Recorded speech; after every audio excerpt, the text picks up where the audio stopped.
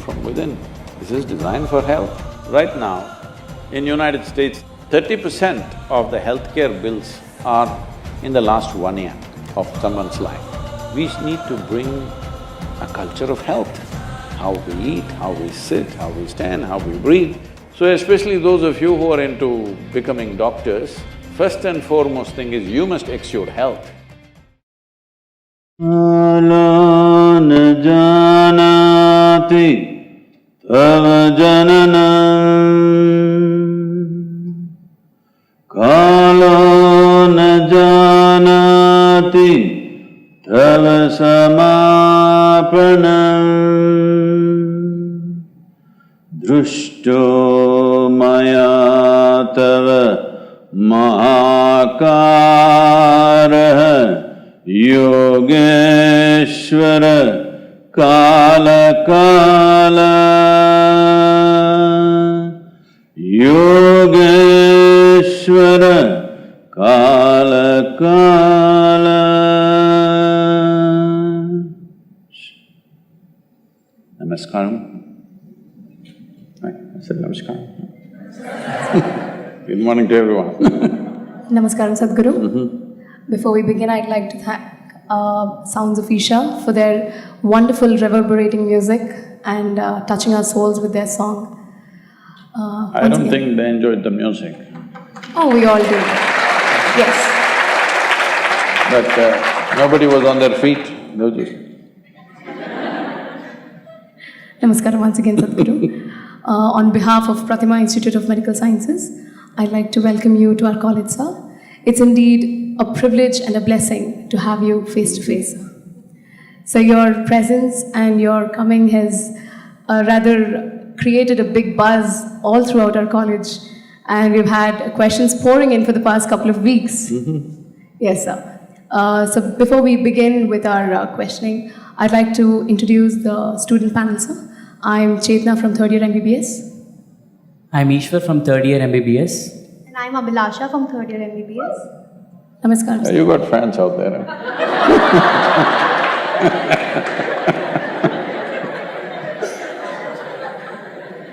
Sadhguru, with your permission, if I may. Please. Sadhguru, coming to the first question, I'd like to draw your attention to a very recent event that took place in West Bengal, where a group of doctors were brutally beaten up by raged family members of a patient who died during his treatment. Sadhguru, how do you think we as medical students are supposed to deal with this violence against healing hands? Well, in Bengal, everybody gets beaten up. Not just the doctors. Every day you're hearing it all over the place, just about everybody gets beaten because unfortunately, we have created a culture of violence. Everything is settled this way. There are many reasons, these are political stuff, I don't think it's relevant to go into that here, but this is very important for all of us, that we create a culture of peace. When I say a culture of peace, every transaction that human beings have, somebody gains, somebody loses. Yes or no? In every transaction, whether it's within the family, in the community, in the larger situations in the country or among nations, whatever you do, always someone loses, someone gains a little bit. How to go through these transactions without making them frictious or conflict? This has to come within every one of us, that when I lose, I don't want to beat you. I have some other way of settling it. This doesn't mean I will simply lose.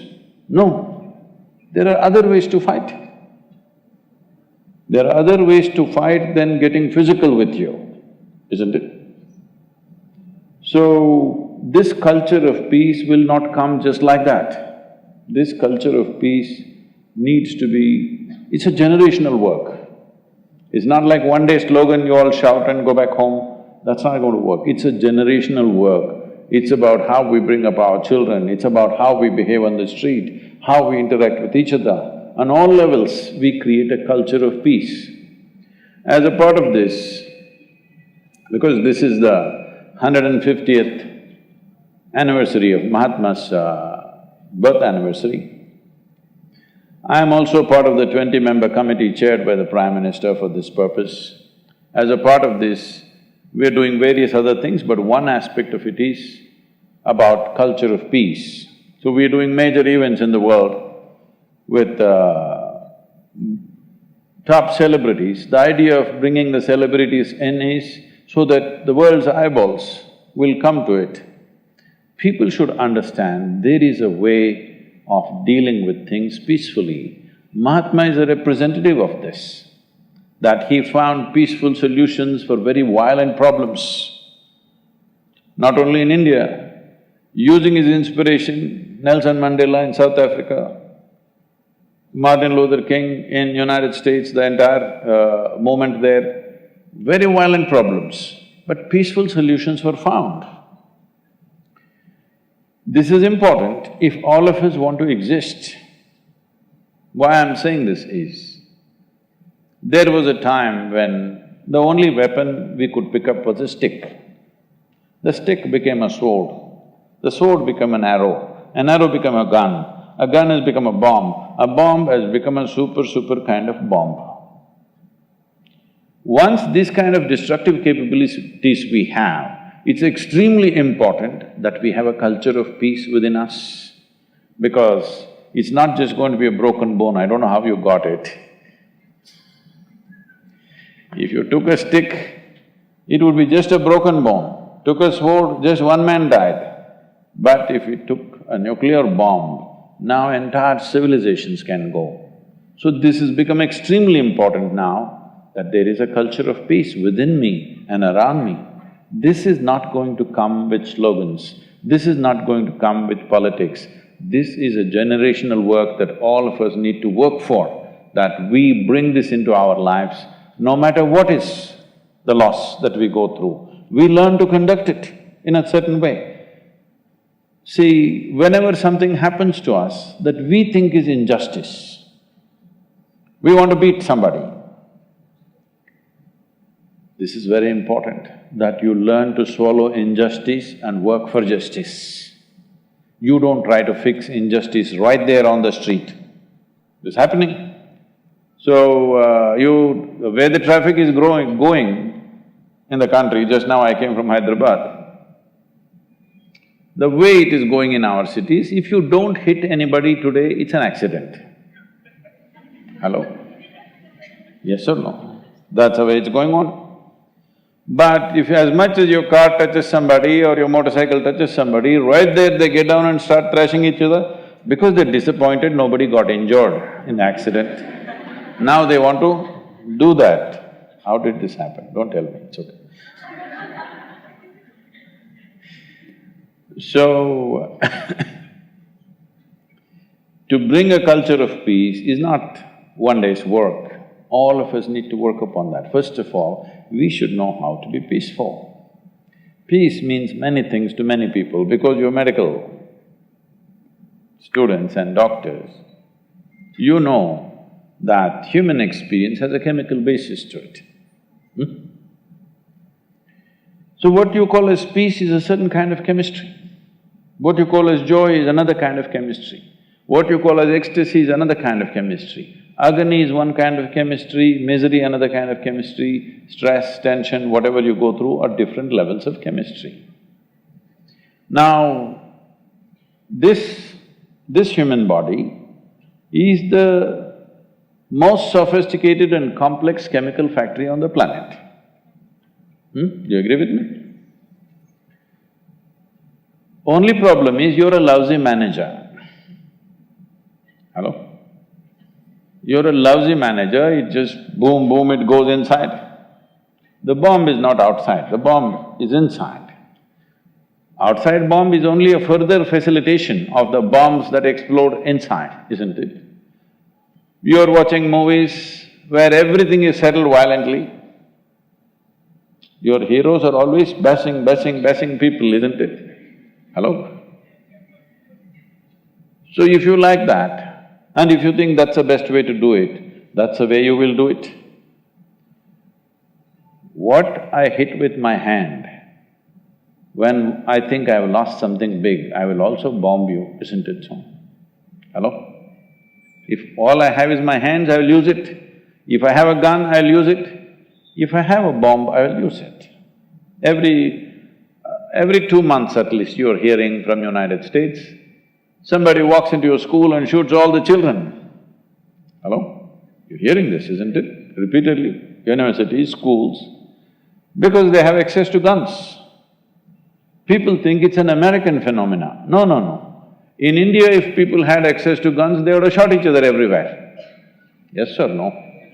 There is no gun, so they're slapping each other, or some people are more equipped, they're stabbing each other, all right? So please understand this, the violence is not in the society, the violence is within us. What have we done about that? This is what inner engineering means, that you engineer yourself the way you want to be. Nobody can take you where they want. If somebody else can decide what should happen within you right now, you're an absolute slave, isn't it? Hello? Hello? You don't like it? See, if I decide how you should dress, how you should sit, what you should eat, you'll say this is slavery, isn't it? But if I decide right now whether you can be happy or unhappy, peaceful or violent within yourself, if I'm going to decide this, are you not in slavery? Worst kind of slavery, isn't it? That what happens within you, I will decide. This is what you're allowing in your life. You're allowing this to happen to you, that somebody can decide what happens within you. If you don't take charge of this, you will live a life of a slave. When you live a life of a slave, you will always feel life is unjust to you. When you feel it's unjust, violence is a natural consequence of that. This happened. Can I tell you a little story? Yes. No? Yes. Okay. Because some of you are shaking your head like this, maybe it's a different society. I'm seeking your permission because for most people, the moment you say once upon a time, they think it's bedtime. Especially in the last rows, the lighting is correct.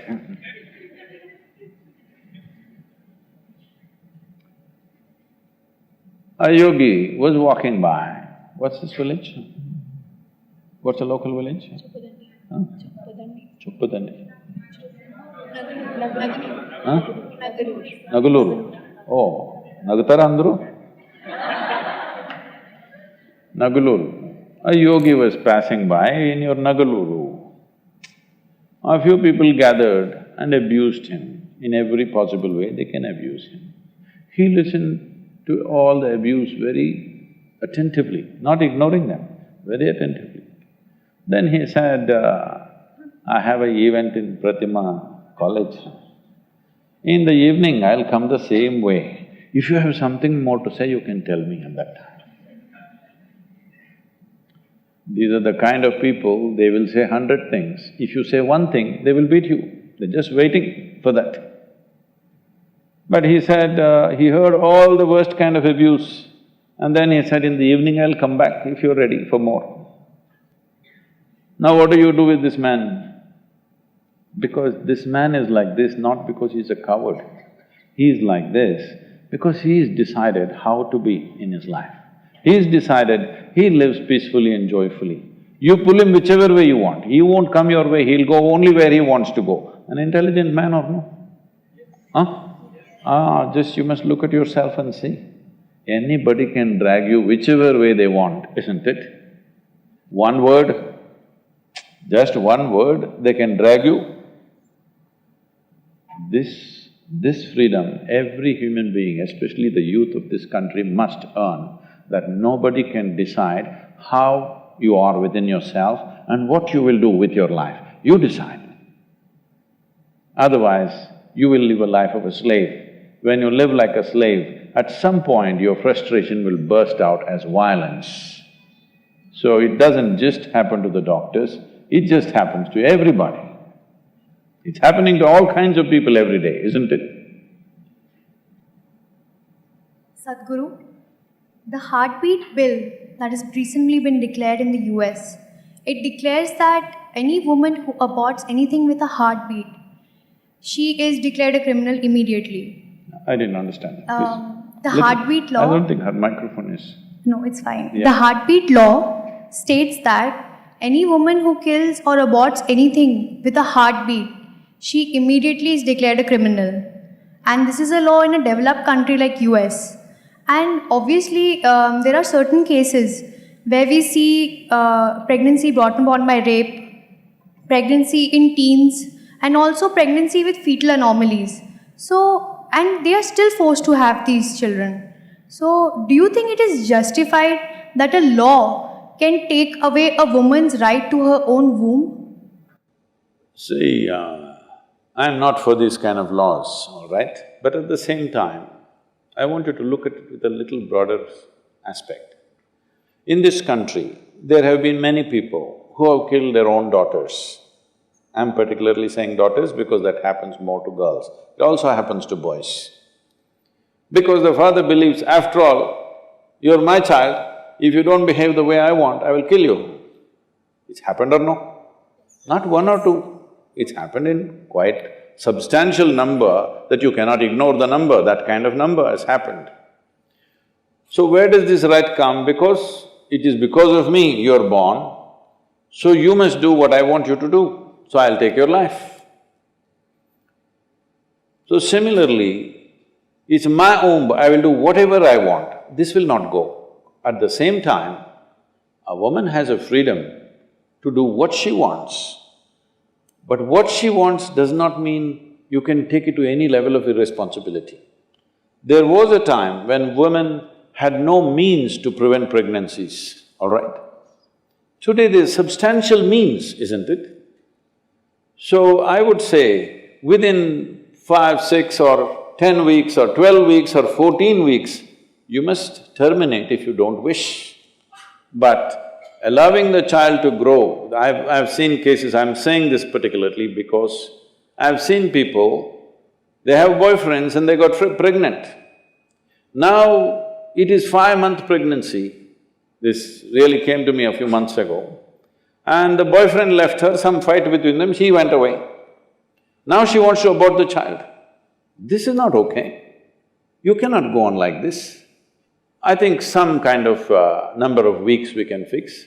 In my judgment, I think before 48 days, if it happens, it's best. But sometimes a woman may not be able to know that she is pregnant. Let us allow 10 weeks, 12 weeks, maybe 14 weeks. You can't go to 25 weeks, 30 weeks and try to terminate a child. It's not nice. Because it's alive, it's a living life. You must understand, of all the creatures on this planet, a fetus as a life is the most helpless life. Yes?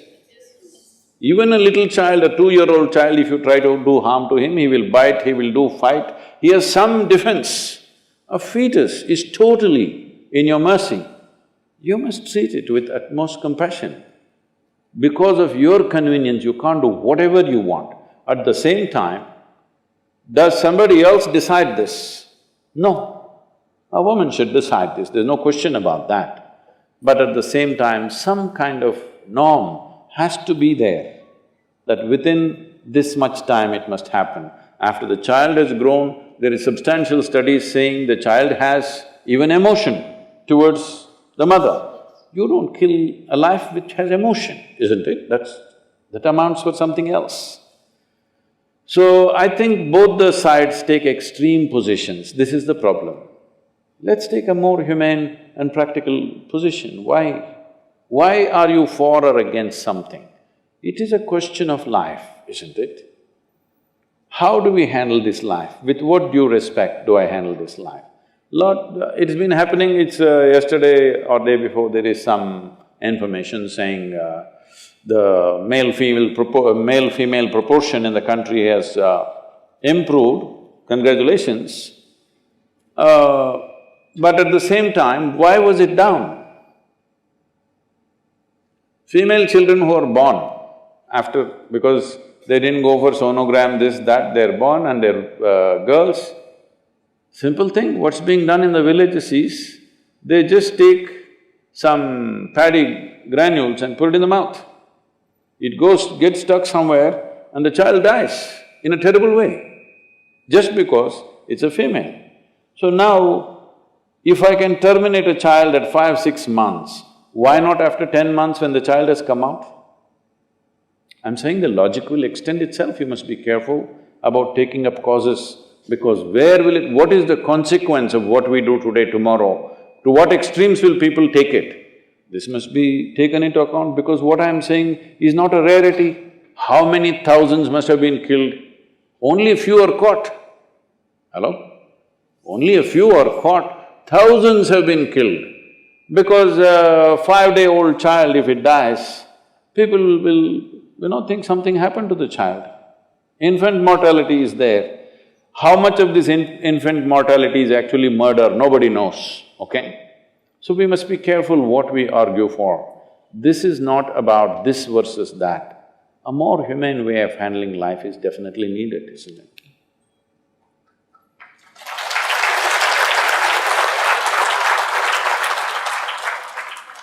Namaskaram, Sadhguru. Fasting on auspicious days has existed in India since time immemorial, but many Indians believe that it's unscientific and illogical. Until the work on autophagy induced during fasting has been awarded the Nobel Prize. Even I started doing intermittent fasting this year. So why are such beneficial ancient practices being labeled orthodox and then immediately implemented once there is a Western approval? That's because you don't have the right color of the skin.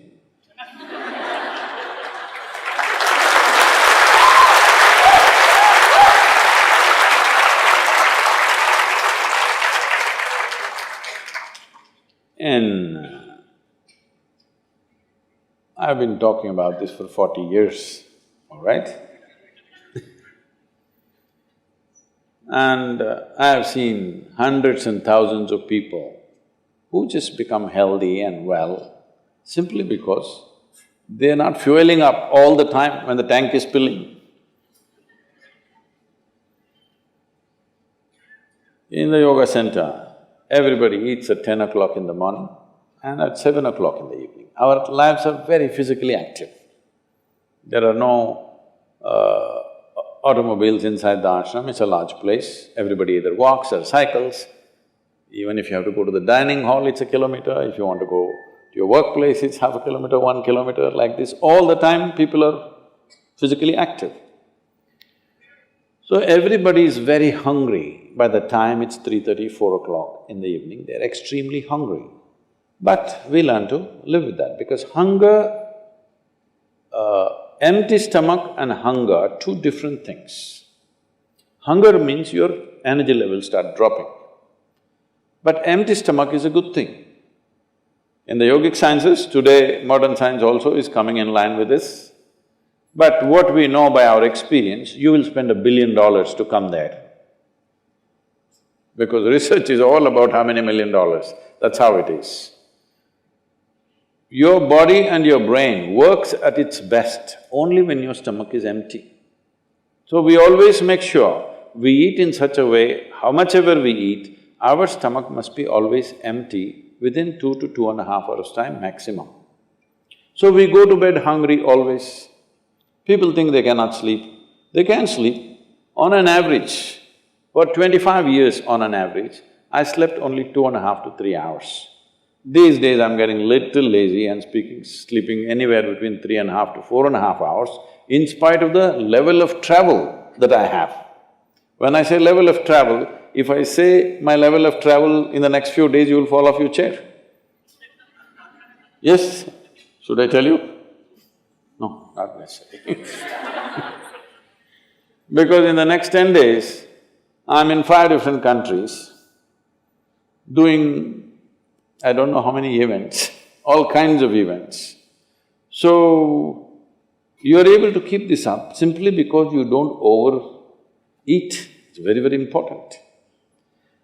Everybody eats 2 meals. I generally eat only 1 meal, 4:35 in the evening, because I don't like to sit in front of the plate and worry about how much to eat. I like to eat well. So, 4:35 in the evening, if I eat a meal, it's only next day. Is this enough? Am I looking okay? Hello? I'm not looking like your patient, isn't it? I'm not going to come to you because any correction and purification that needs to happen in the body, your stomach needs to be empty. It's very, very important. Otherwise, the purification on the cellular level will not happen. You pile up things and then you have all kinds of problems. The first thing is inertia in the body. Inertia means there are many levels of inertia. If you don't notice all that, the amount of sleep that you have is inertia. All of you have come here to live or… Hello?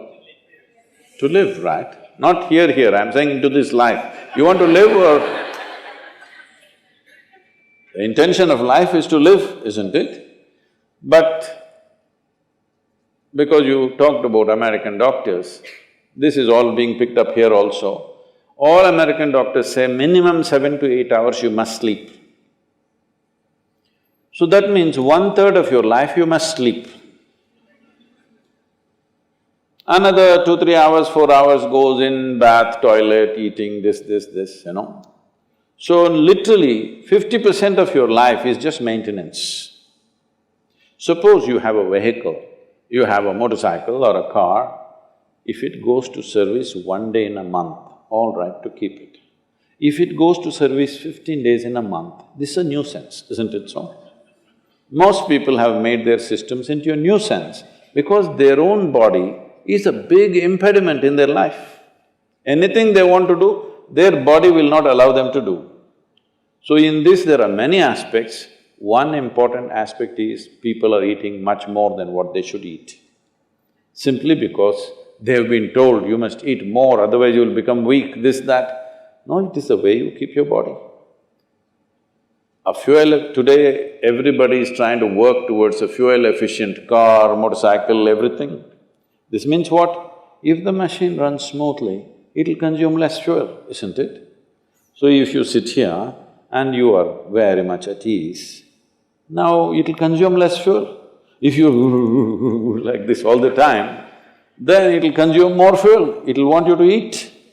Compulsiveness will come about this. So, this new name, intermittent eating you should see, in United States, people come to our programs will run 10 hours, 12 hours.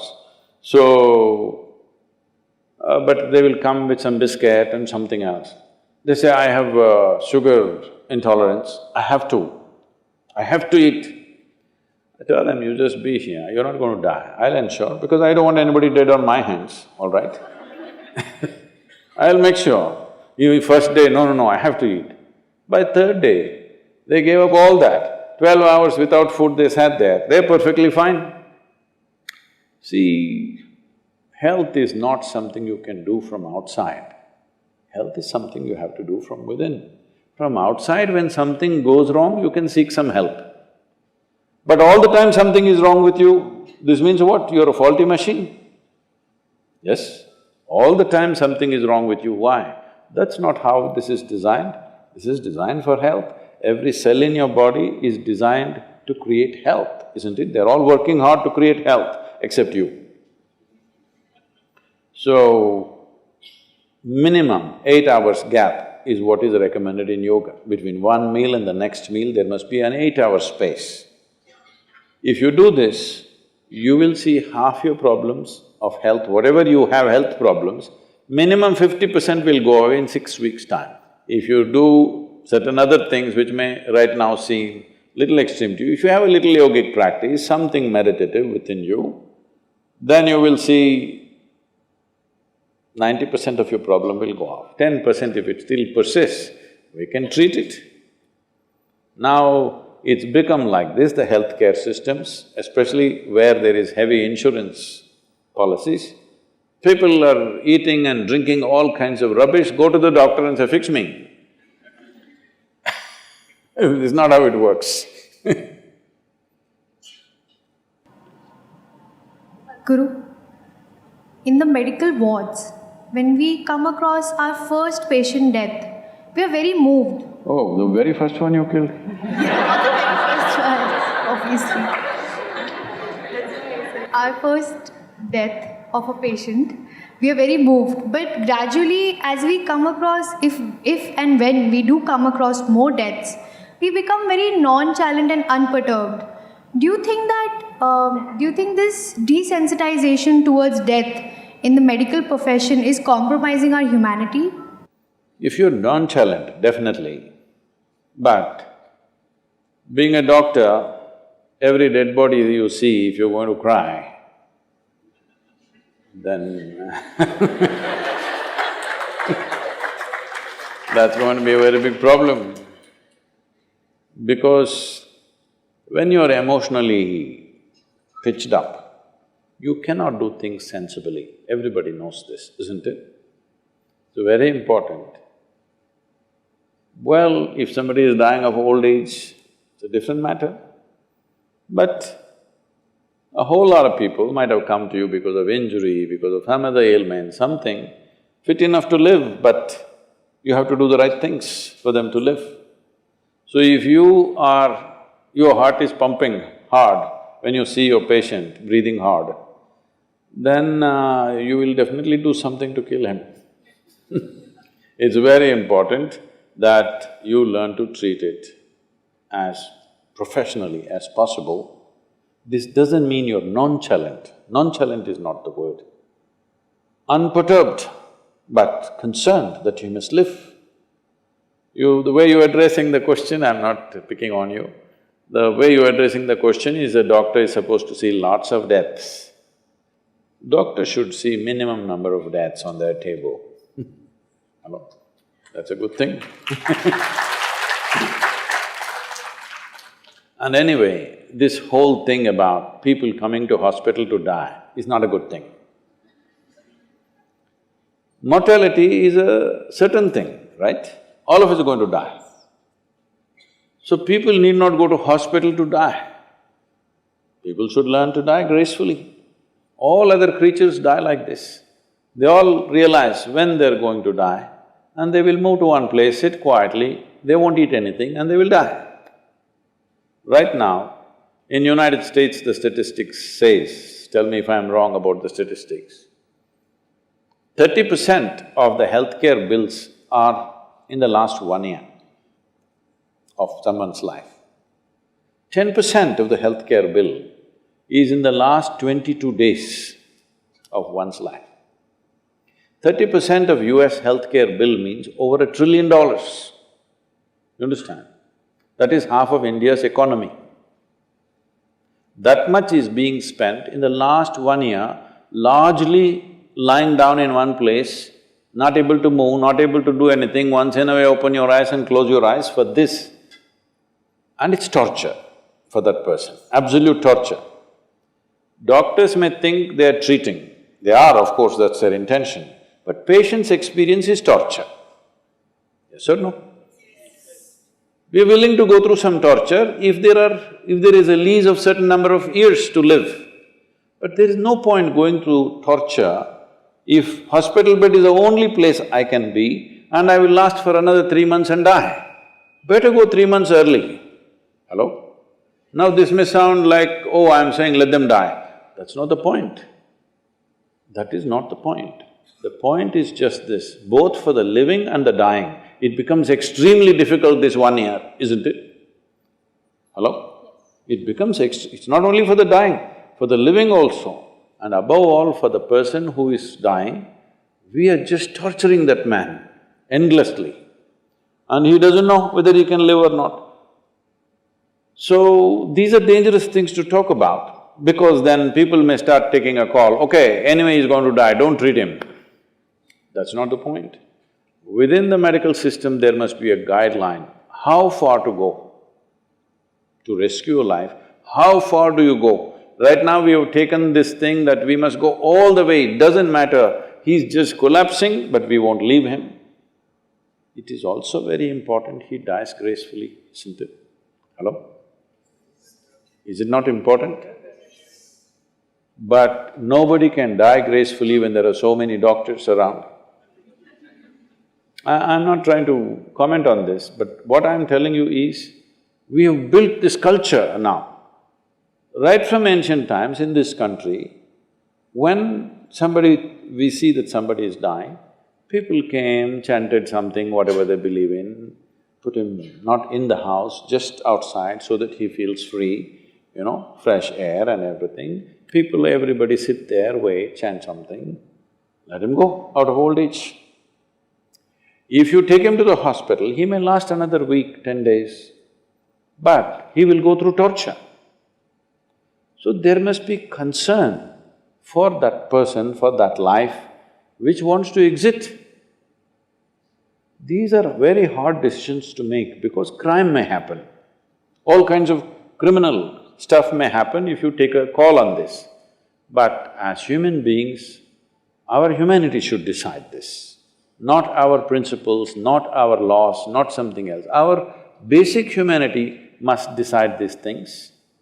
But the way it is going right now in the Western world, and slowly that is very much happening here, this needs to be looked at because nearly 80% of the people, I don't know, at least in United States, I think 80% of the people die under medical care, at least. So, they are not dying well, they are just dying with lots of pain, lots of injections, lot of this thing, do this, do that. No, there is a point beyond which, first of all, this is not built into people's lives. In this culture, yogis especially, when they feel they have done their work, they just sat in one place and they left. If that much wisdom is not there, at least one must understand within himself. This is also for that person I'm saying. If you leave it to your relative, he cannot say, I won't get you treated. If you leave it to your doctor, he cannot say, I won't treat you, it's time you die. Somebody else cannot decide this. If it's my life, I must decide this, isn't it? But sometimes I may not be in a condition to decide this. This is a complex affair, but we need to revisit this without creating opportunity for crime, without creating opportunity for people to misuse this. It is definitely something that we need to revisit this and look at this carefully. If… I'm not talking about euthanasia or something, but at least allowing somebody to die peacefully. When 30% of the healthcare bill is going for the last 1 year, where they're immobile in the bed, what's the point of this? It's not just about money, it's about the nation, it is about the society. $1 trillion healthcare bill, if you give it to India, this country is finished. That is just for 300 million people. This is for 1.4 billion people. So, these things need revisiting. But the problem is, the moment we open the subject, for and against, people will start screaming. Everywhere they're screaming. In the news channels they're screaming, political platforms they're screaming, activists are screaming, social media screaming. You cannot say anything sensible in the country. It's become like this because everybody are vested interest groups constantly screaming. If you quieten the screaming people, I'm sure we can form committees in every hospital, some kind of a board, which comes, examines not an individual doctor, but a group of people who take a call, whether it's worth pushing this man endlessly or letting him go. A group, a responsible group can take this call. According to our medical standards, ideally there should be one doctor for every 1,000 people.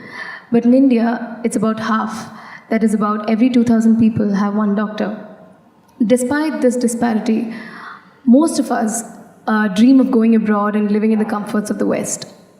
Sadhguru, what are the changes we should bring at both the national level as well as in the medical field to control this brain drain and talent drain in the country? I would treat these two things, the first part of the question and the second separately. Every 2,000 people need one doctor, I don't like that. You're saying there's not enough. Every 1,000 you need one, is it? Oh, I don't like that at all. I would like every 5 or 10,000 people has one doctor. That means they're healthy.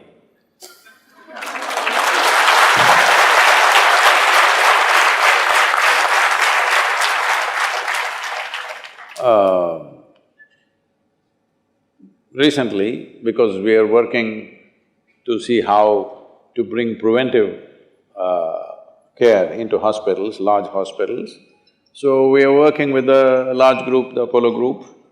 The chairperson came to meet me along with his whole team, and he was telling me situations how young doctors, particularly cardiologists, having heart attacks and dying. He was talking about an incident where a 30-year-old doctor was driving home. On the way, there was their own cardiac care center, something was there, but he did not realize that he needs it, because you always think somebody else needs it, all right. He went home, parked his car, got down, took 3 steps, collapsed right there in front of his house door. By the time his wife came and opened the door, he died.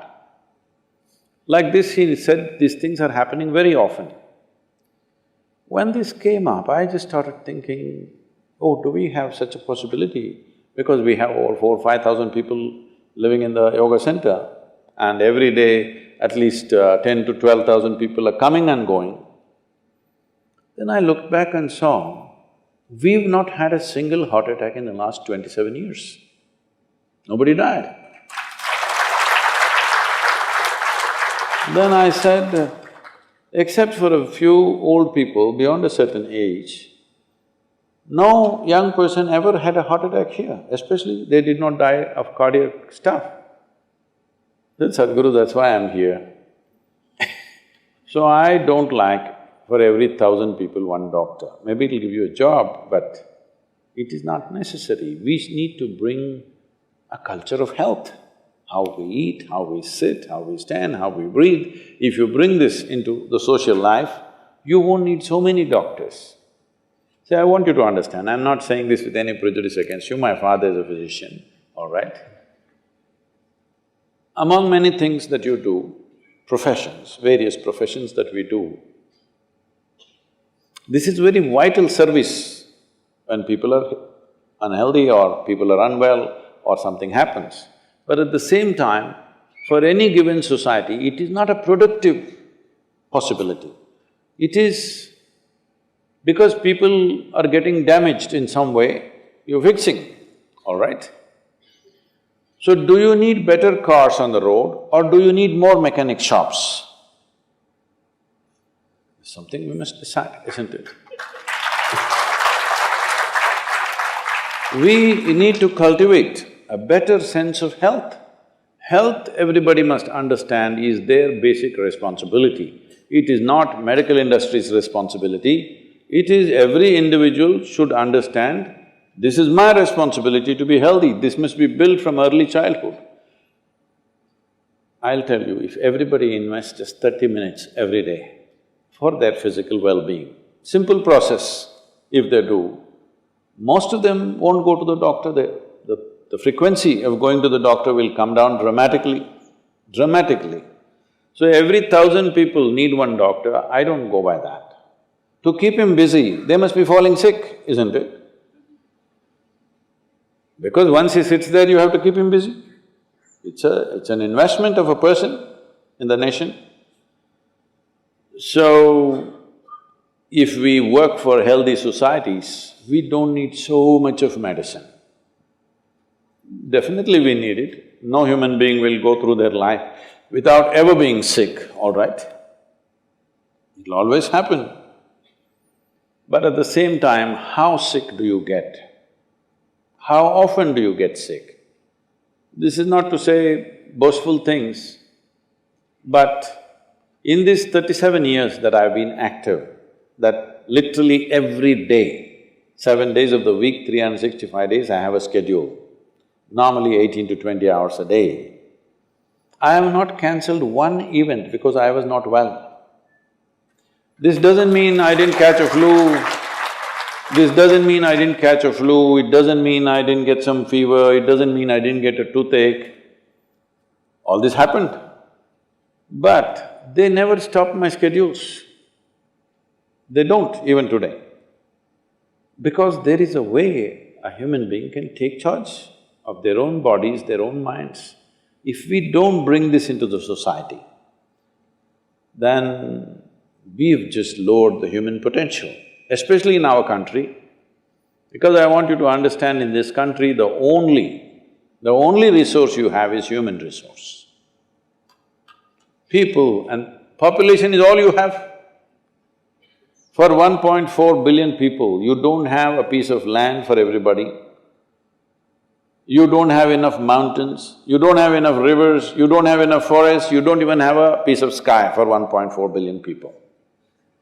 Yes, but we have people. If we upgrade these people to a higher level of performance and living, we could be a miracle. But if you leave them just like that, unfocused, unhealthy and whatever, we are a recipe for disaster. Yes or no? All we have is people. So upgrading the people involves various things, but the most fundamental thing is health. The people are healthy.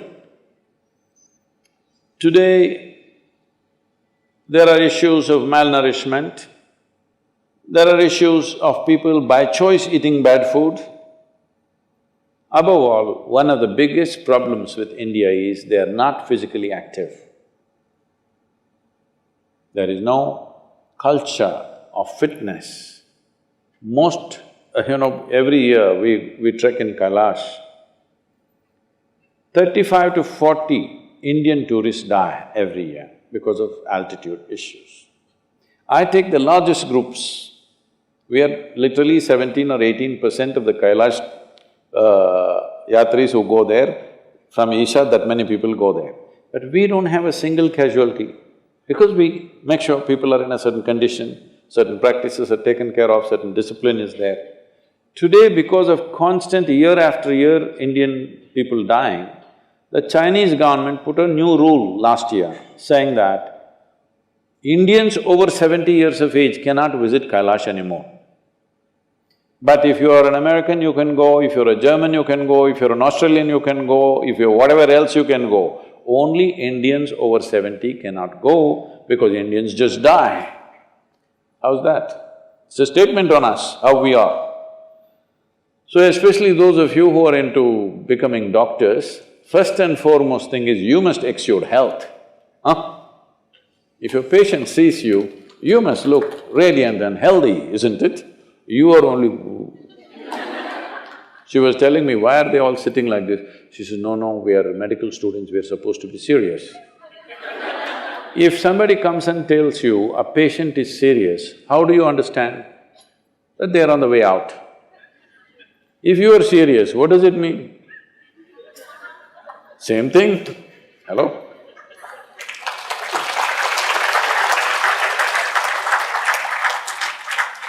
There is substantial medical and scientific evidence to show that only when you're in a pleasant state of experience, your body and your brain works at its best.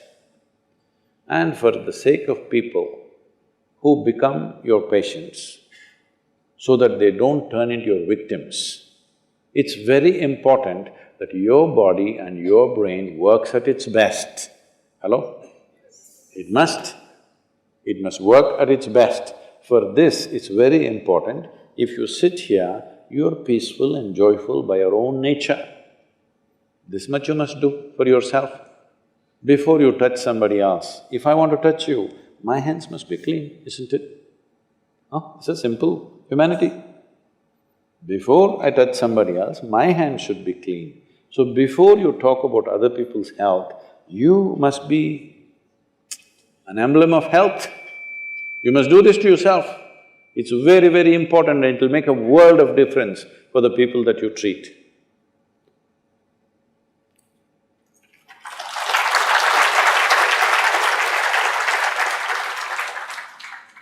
Sadhguru, we have heard many stories of people who enter into a deep state of meditation and they forego basic human necessities like thirst and hunger for several months together. But science says that a person can die within 10 days of not drinking water. So can you please explain us how such a state of metabolism can be attained? But this you'll have to bend your mind a little bit, because it's not in your textbook like this. Just day before yesterday, somebody sent me a message from the yoga center. There is something called as Dhyana Linga. This happens very often, but this happened to a foreign national, so the message came to me little concerned. So this person went and sat in Dhyana Linga at 7 o'clock in the morning, because everybody gets only a 15-minute slot to sit there because of the number of people. She sat there at 7 o'clock in the morning. She did not move till 3 p.m. How many hours is that? 3 plus 8 hours. She just sat there unmoving. She didn't realize that she's sitting that long. She thought she's going to sit for a 15-minute slot. So they sent a message to me, Sadhguru, like this, she's not moved, should we disturb her? I said, leave her alone, it's okay. Like this it happens. Once it happened, I sat down way back. I thought, this was new to me also at that time, I thought I'm going to… I sat there for 25–30 minutes. When I opened my eyes, a huge crowd in front of me in a village, garlands around my neck, they're all trying to pull my legs, in India, India being what it is. And the moment I open my eyes, somebody wants to know about his business, somebody wants to know when his daughters will get married, all kinds of things. Then I say, where did all you idiots come from? They say, you've been sitting here for 13 days. And so, what happens in the system? That's what you're asking. See, right now, I'm speaking. If you check my pulse, it's somewhere around 55, 58, in that region. If I simply sit quietly, it'll drop below 40. If I simply sit down and I'm doing something without interaction, talking, moving, if I simply sit, it'll drop below 40. Now this is at ease. This will not build any unnecessary friction inside. So the amount of energy it consumes is very low. All of you medical students, you know this, 20% of the energy in the body is consumed by your brain. Though it is hardly a pound and a half at the most. So, this much body is consuming 20% of the energy. This much body is consuming only 80%. If you compare this and this in weight, what, it's 50 times more, much more. So, you must understand, if you keep your mind in a certain way, the amount of extra energy that you have is enormous, because you're not unnecessarily consuming wasteful usage of energy is not happening. This is true with every system. Whether it's a car, whether it's a machine, whether it's anything, how friction-free it is running, that much energy will come down, isn't it? Anything that's happening with big friction will consume enormous amount of energy. So physiologically, psychologically, energy-wise, if you bring friction-free function of your system, metabolism will drop and you will function very efficiently, because when you want to pitch it up, you have a whole range to pitch it up. When you want to lower it, it's there. Right now, the range that most people are carrying is very, very small. If you push them into activity, they will get totally tired out. If you don't, if they have nothing to do, they will freak. If you have nothing to do, you freak, isn't it? So in this condition, it'll not go down. Now, everything that you consume is higher simply because you're at a higher RPM, that's all. Within 3 days, we can teach you a simple form of meditation which will bring down your metabolism by approximately 24%. This is the highest drop that you can have in conscious states of meditativeness. If Metabolism drops beyond that, you will not have any sense of body. If you sit here, you have no sense of body. It is from this that a yogi is sitting. See, if you sit down here, even if you don't have a watch, your legs, your back, your bottom, everything is keeping time, isn't it? Hello? You don't need a watch. If you sit here for 3 hours, you know you need to get up. Body knows. So, someone is sitting for hours or days because there is no sense of body. Why there is no sense of body is not only because of drop in metabolism, it is also the intensity of your energy which is not biological energy. Another dimension of energy is fully intense. Once it pervades the entire body, you have no sense of body. If I go into a program 10 hours, 12 hours, I am the only one continuously drinking water, but I am the only one who will not go to the restroom. I am the only one who will not take a break. Everybody, every 2 hours they take a break and come back. Simply because how identified you are with your physiological process determines these things to start with. But there is also sadhana, there is also certain work to be done with your system. So everybody may not be willing to do that level of sadhana, but everybody must do some sadhana.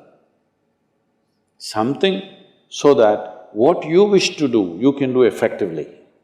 Whatever it is in your life you wish to do, you must be able to do it as well as you can. What the hell you do is not my concern, but whatever the hell you're doing, you must do it well, isn't it? Hello?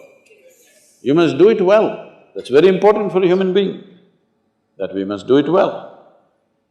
So for this, it's very, very important that your own body and your own mind is not an impediment. Your own body and your own mind doesn't trip you all the time. They must be platforms on which you stand. Right now, people have sunk into it. See, this is a platform, it's good. Suppose it lets you sink into it, it's not a good place to sit and talk, isn't it? It's holding us up, so it's nice. Your body, your mind should hold you up all the time. If that happens, your dependence on the outside will come down. And also, water is not always consumed through the mouth. Body consumes water in so many ways. If you activate the system in a certain way, it consumes energy. See, right now you're eating food, drinking water, breathing air, everything for what? To generate energy. But science has clearly proved to you there's enough energy everywhere. So if you're able to take in energy as it is, if you're able to imbibe energy, how is this possible? The word yoga means just this. The word yoga means you're beginning to obliterate the boundaries of your individuality. Right now, this is me, that's you, 100% clear, isn't it? Why? Because you think this body is me, that body is you. This is a clear boundary. My body and your body has a clear boundary. My mind and your mind also largely has a boundary. Here and there we may overlap a little bit. But there is no such thing as my life and your life. Have you ever blown soap bubbles, or were you a serious boy even when you were in school? No. Did you blow soap bubbles? Let's say we sit here and blow soap bubbles. You got this big bubble, I got that big bubble. Now I said, this is my bubble, that little one is yours, this is my bubble. Oop, it went. Now I don't say this is my air, that is your air. Life is just like this. This is a living cosmos. You captured some, I captured some. How much you capture will determine the significance and the quality of your existence. I want you to understand this clearly. How much of life have you captured will determine this. You may have a big brain, you may have a huge intellect, you may have a lot of knowledge, but you will not still live a significant life. Only if you capture a lot of life, if you're a big bubble, then it's significant. If you have a big body, other people may look at you and say, he's very big, but within you, that will not be the experience. If you have a big brain, people think, oh, he is very smart, but within you, you will not have a significant life. Only if you capture a huge amount of life within you, then if you sit here, simply if you sit here also, it's too fantastic. When it's like that, whether you open your eyes, close your eyes, whether you do something, you don't do something, it doesn't really make a difference to you. Only then you will live in the world as not being a vested interest, because what you do and do not do, what happens to you and does not happen to you, does not determine the quality of your life. That is when we can really trust you, isn't it? Otherwise, we don't know why you're doing the surgery. I mean, these question marks have come, isn't it? Can I tell you a joke? A man went for a surgery, he needed a surgery, so he went to the doctor. Doctor said, this is in United States, so doctor said it'll cost you $36,000. Then he said, doctor, I cannot pay that, I don't have insurance. Then doctor said, don't worry, you pay 3,000 per month. The patient said, but that looks like a car payment, installment to buy a car.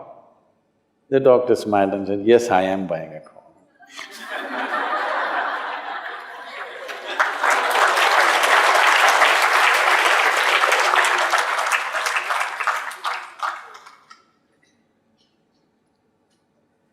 Sadhguru, in most medical colleges, the girls are almost twice or thrice as compared to the boys who enter. I didn't notice that. Oh, is it so? I didn't notice that. Yes, they are, more than twice.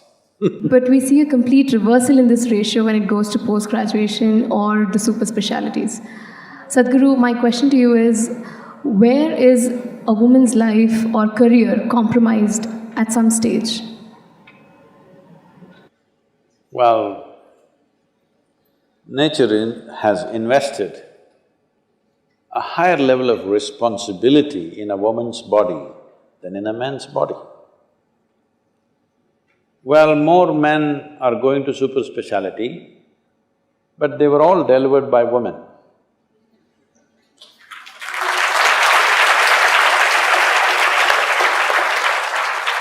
All of them. So, I understand in professional career you may look at it that way, but that's not the way to look at life. Only because our mothers took time off to deliver us and nurture us, we are sitting here and talking all this, isn't it? Maybe my mother did not pursue her career. Has she become anything less, I'm asking? Has she? But I am sitting here for her. Hello?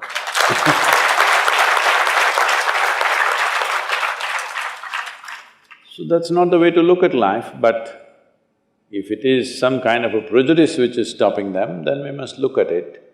But I don't think so. Still, maybe for a lot of these girls who are here for medical, many of their parents think if she becomes a doctor, she will get a better husband. They're not thinking that she should become a great doctor.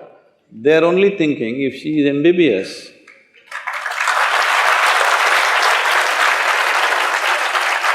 so this is a generational thing, probably in another 15-20 years that will phase out.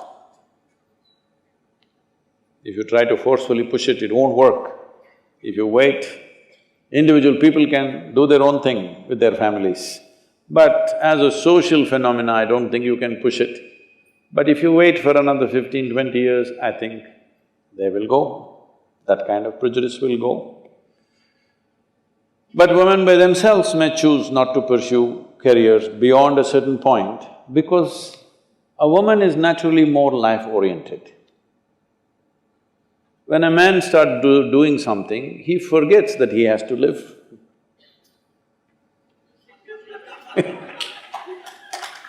A woman knows that I must live.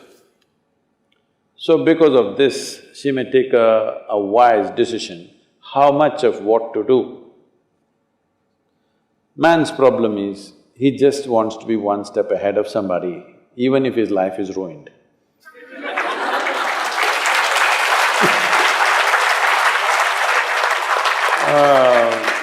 Generally for a woman, her experience of life is more important than what somebody else is doing.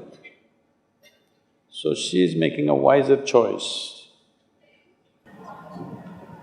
Sadhguru, our Hippocratic oath tells us to keep our patients first, and our responsibility being to alleviate their suffering as well as their pain. But in certain cases, like in end stage of cancer or other cases, we feel like there is no cure. And more importantly, the patient is suffering, his suffering is more unbearable. So the question here is that do you think we can recommend euthanasia for patients like these despite it being against our moral code? I think we already went through this in a certain way. But Hippocratic oath, Hippocrates oath is not about simply treating the patient. Hippocrates oath is about treating another human being as a human being first, not as a client. These days, in the West, doctors refer to their patients as clients. That's against Hippocrates' oath. It is another human being who's in some way fallen, and you have a certain capability. So, definitely, making him well is your basic humanity. So, they're trying to build an ethic to ensure that you don't lose your fundamental humanity, that's all the oath is about. Rest of it, there is a science to it, it has to go by that. And talking about cancer, if you look at it more carefully, far more intuitively if you look at it, there are many solutions to it. These solutions are not found simply because we are looking at it on the surface. When I say on the surface, because the entire allopathic system of medicine is symptomatic in nature, we are looking at the symptoms and trying to treat it. Now slowly science is going towards genetics and other dimensions, cellular sciences and stuff. They're trying to look at the source of it, but the source is even deeper than that. Is it true? Is it true? You were not born like this, you were born like this. Slowly you became like this. How did you become like this? The food that you eat. Because it's mango season, I'll choose the mango, okay? You eat a mango, mango goes inside and slowly becomes a man or a woman. Huh? Mango is not a man or a woman, isn't it? But you eat this, it goes inside and becomes a young man or a young woman. So there is an intelligence within this. There is an intelligence intrinsic to this which is capable of transforming a mango into a human being. Suppose I took a mango in my hand and made a human being out of it, who would you think I am? Hello? God, isn't it? So whatever you call as God is essentially that which is the source of creation. Isn't all of you capable of doing this? You take a mango in your stomach and make it into a human being, are you not doing it? Hello? Or take just about anything and make it into a human being. So the source of creation is throbbing within you. The question is only, do you have access or not? If you had access, one who built the whole machine, can't he do a repair job for you? If you buy a car, suppose there is some problem, would you prefer to go to the manufacturer or the local tinker? Huh? Who do you want to go? Really? Do you go to the manufacturer's representative showroom or do you go to the local tinker? They've all vanished largely, isn't it? People who go to the local tinker, you will see their cars are going like this on the road, grr, grr, grr, grr, grr, like this. Those who are going to the showroom for their service and everything, they are the ones who are zipping around, isn't it so? So the manufacturer is sitting here. Well, if some damage happens from outside, then you go to the tinker. That is, if you get an infection from outside, you must go to the doctor, there is no other way. Rest, whatever happens from within, if as a society, as a population, as a generation of people, if we are willing to spend enough time on this, if we are willing to look at it as profoundly as it demands, depending upon how much value you set upon your life, you will pay that much attention, isn't it? If you have valued your life enormously, then if you pay enough attention, you find access to that which is a source. So, it will naturally do its things. You got an infection, you go to the doctor. Rest, you are manufacturing from within, isn't it? Most people are sick by choice. This may sound very cruel, but that's a fact. They're sick by choice because right from early childhood, they've been taught if they get sick, they will get what they want. Yes. Even when you were a child, don't you remember? If you're jumping with joy and screaming, they'll come and shout you down. You just have to sit and go like this. Suddenly they'll do mo, everything for you. So even now, most people are doing this. Most people are doing this, when they want to get attention, they get sick. After some time, initially what starts as a play, sometime later it takes over. The play goes on without your help. Genuinely people become sick. Thank you, Sadhguru, for answering our questions. We'd love to continue, but we have a lot of questions pouring in from the social media, and a couple of them are here waiting to be answered. So, coming to the first question. This question is from Roshio. I am a doctor and I notice these days kids are being bombarded with antibiotics, steroids and immunity boosters. Is it possible to keep kids healthy with a good immunity by natural means? Definitely possible, but it depends on various things. One important thing is, if we want to talk about India alone, one problem with India is there is not enough natural spaces, nor is it there in the culture for people to take their children to natural spaces. They're all growing up in bird's nests. But bird grows up in a nest and then flies. I'm calling an apartment a bird's nest. It's a bird's nest, isn't it? Because in that limited space, without touching the soil, without touching natural air and without being exposed to the various aspects of nature, leaving the many other things, the fundamental thing is the five elements of water, soil, air, fire and space. These five things are the basic composition of this body. We have, in the basic practice of yoga, is called Bhuta Shuddhi. That is, you cleanse these five elements within you.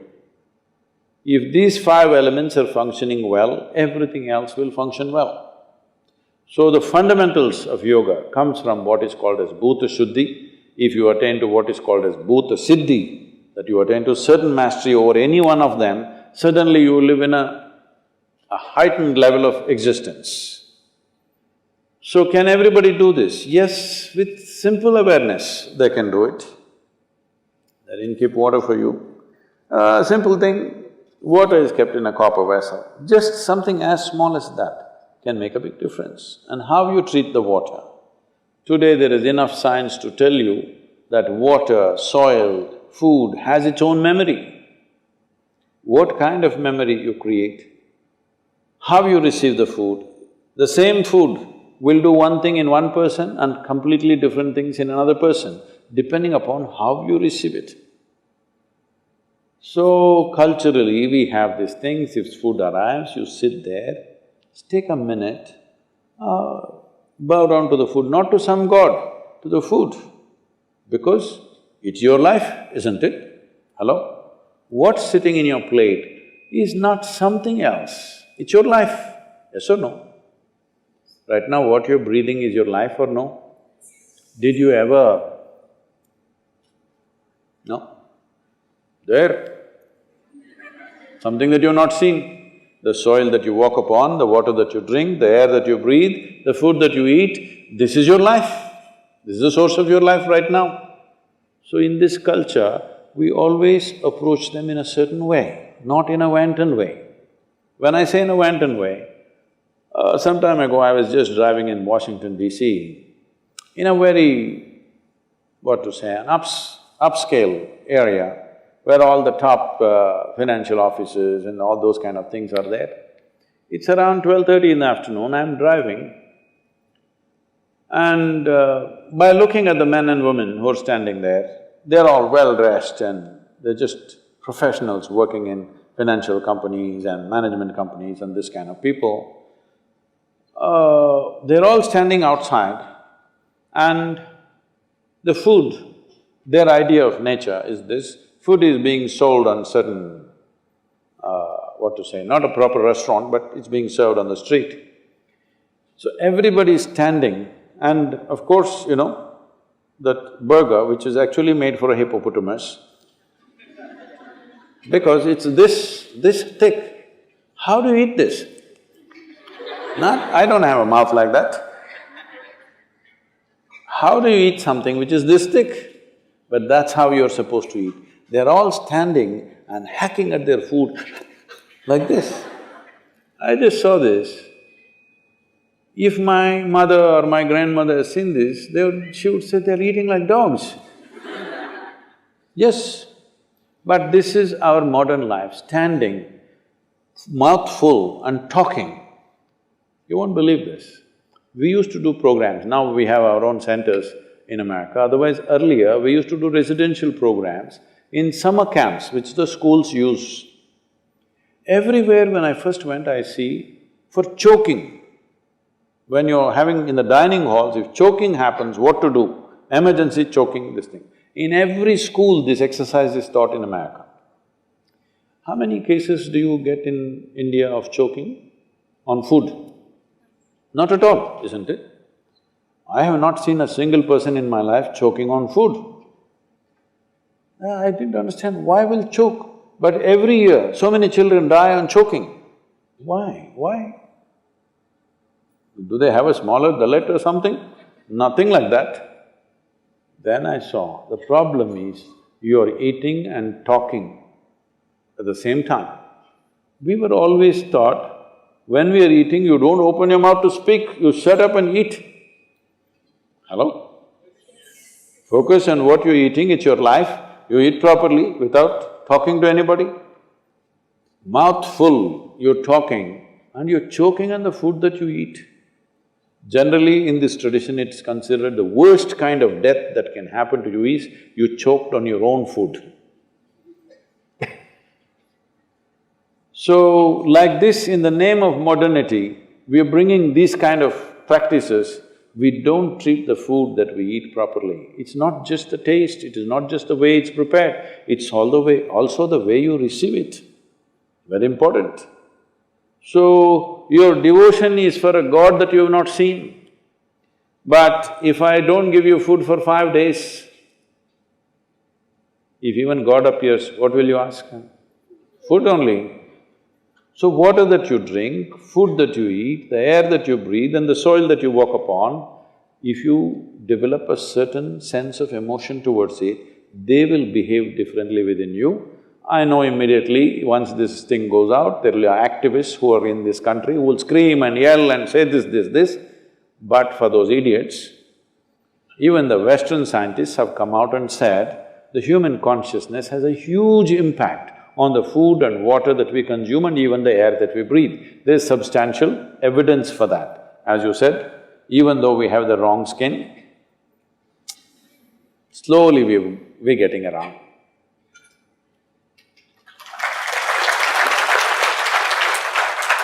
There's an add-on question from my side. The antibiotic resistance is increasing day by day, and Ayurvedic practices are declining day by day. So, how do we create a perfect amalgamation between the practices of Ayurveda and allopathy? Ayurveda and Siddha and naturopathy is growing big time in the West, particularly in Europe, very big. In India, of course, it's dying because they have to approve it for us to take it. Without their approval, we cannot take it. But we must understand the difference between allopathy and these other Indian systems. Right now, an Ayurvedic doctor is going to another medical college just like you go for 4 years or 5 years or whatever. So what he's learning is a downgraded medicine, downgraded understanding. An Ayurvedic doctor or one who wants to practice Ayurveda should not go to a four-year course. You have to invest your life in it, otherwise it won't happen. Traditionally, from childhood, they learn to feel the herbs, they learn to feel the people, the pulse and this and that. This is developing a certain intuition where we don't go by the symptoms that you're showing on your body right now. We don't see your temperature and say, this is what it is. We don't look at those symptoms. We learn to look much deeper into the system to identify what exactly is right and wrong with your system. This will take a different level of involvement. That involvement is missing right now. We're looking at things, if I do this much, I must get this job or I must get this place in the world. With this, these systems may not function very well. You must have heard this, the same medicine one doctor gives in Ayurveda and Siddha, the same medicine, in one person's hands it works very well, in another person's hands it doesn't work well because the person who gives it is as important as the medicine, because it's not working just by its chemical composition. The entire allopathic system is working out of chemical composition. Anyway, there is a danger that in the next 25 years, all medical colleges may have to close down because artificial intelligence will make diagnosis by itself and treat you by itself. Surgeries are all happening now, robotic surgeries are happening. Still human beings are needed because machines need to be upgraded. But in 25 years' time, even today, in United States, I know doctors. I saw a doctor whom I know very well. He is carrying an old BlackBerry, the first model that came, which is that thick and a huge capability. Every time any patient, whatever, he just goes there into his BlackBerry. I said, what are you looking in the phone and treating people? He said, no, Sadhguru, all my textbooks are here in this phone. I'm just looking and telling them. So if you can look, the phone can become smart enough now that it will tell by itself. If you just tell the symptoms to Alexa, she will tell you what you should do. So, this form of symptomatic treatment may become irrelevant after some time because you're just gathering data and processing it and giving an answer. This a machine will be able to do better than any human being because it can process much faster and much better and not miss anything. So, it is time the young doctors who are coming up now should focus on how you should be able to look beyond the symptoms. This is what Ayurveda and Siddha is significant about. There was a yogi with whom I volunteered for some time for his medical camps that he used to have. It was like a festival. Okay, for everybody who comes to him, he has a joke to tell them and it goes on like a festival. Simply something he will give and people are cured, thousands of people will queue up for him every day. And he himself lived to be 106. So if somebody lives for 106 years of age, not in a geriatric state, fully active till the last day of his life, he must know something about health, isn't it? Hello? My great-grandmother lived to be 113, 113 years of age. I will tell you, this may sound absurd to you, But you must listen to this, because if you're not open, there'll be no new learning. Well, I saw her only after she's 100, but she was still very active. She was living all by herself in an open field. She built a small temple for herself, not for a god, for herself. She built a temple and she sat in it because she felt she deserves a temple. This is very common in India, especially women, older women, built small temples, they sat there and they served humanity in a different way, in their own way. So when we went there for vacations and all, she would come home. If you give her breakfast, she will take this and put it to the ants, to the squirrel, to the sparrows, everything. Most of the breakfast is gone like this. There are self-appointed advisors who look at this and say, "You old woman, you don't eat anything, you will die." They all died.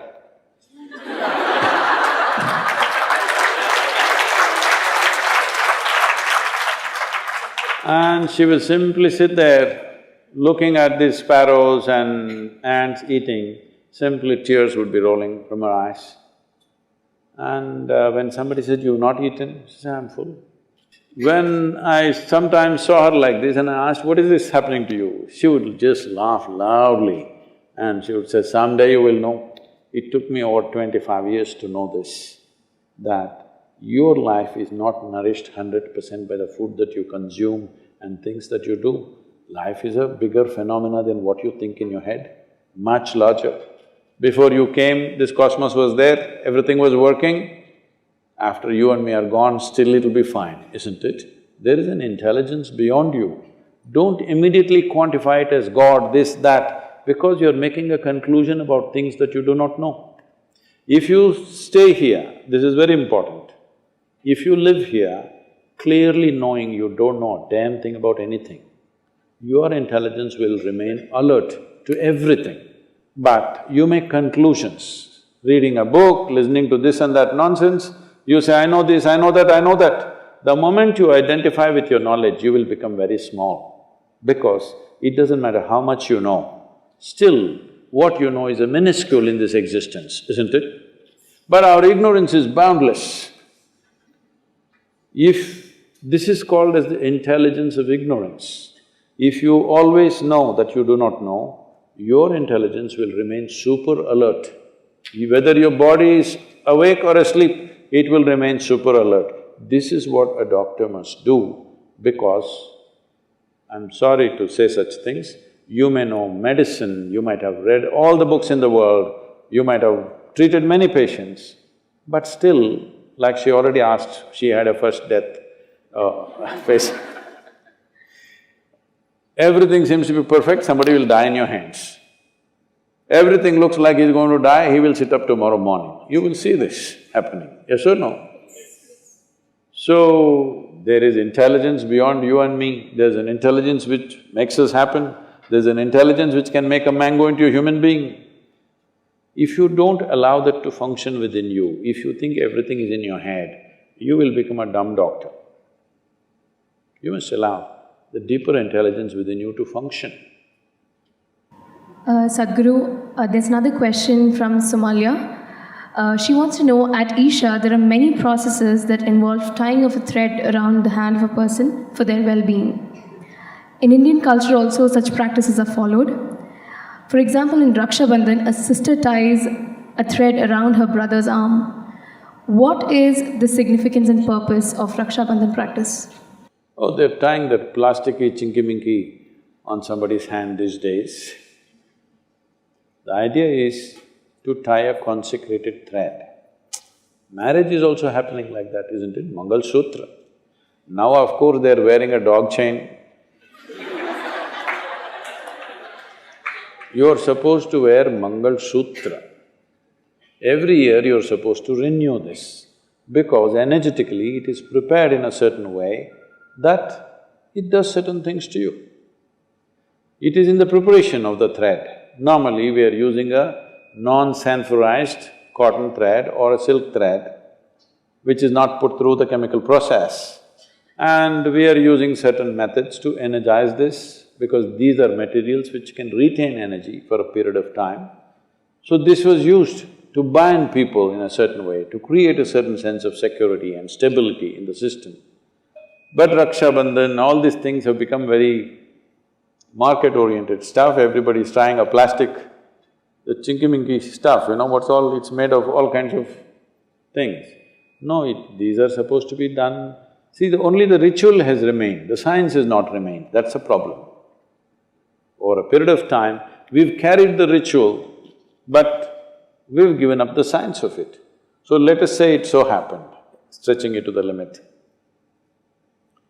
It so happened you're a surgeon, after a few generations you forgot why you do surgery. You just understand you have to cut up people. Then you better be in the pathology laboratory, isn't it? Even there you cut with a purpose, not simply cut up people. Sadhguru, this is the last question from the social media array of questions. So this question comes from Rim. He says that Steve Jobs was said to have a bad temperament. He often subjected his employees to profanity, fired them in public, and pushed them to the extreme limits of performance. He is also considered one of the greatest innovators of our time. Is such behavior justified as long as one delivers results?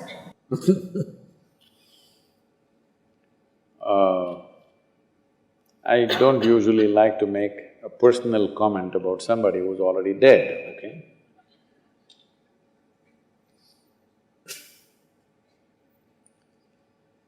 But I'm asking you,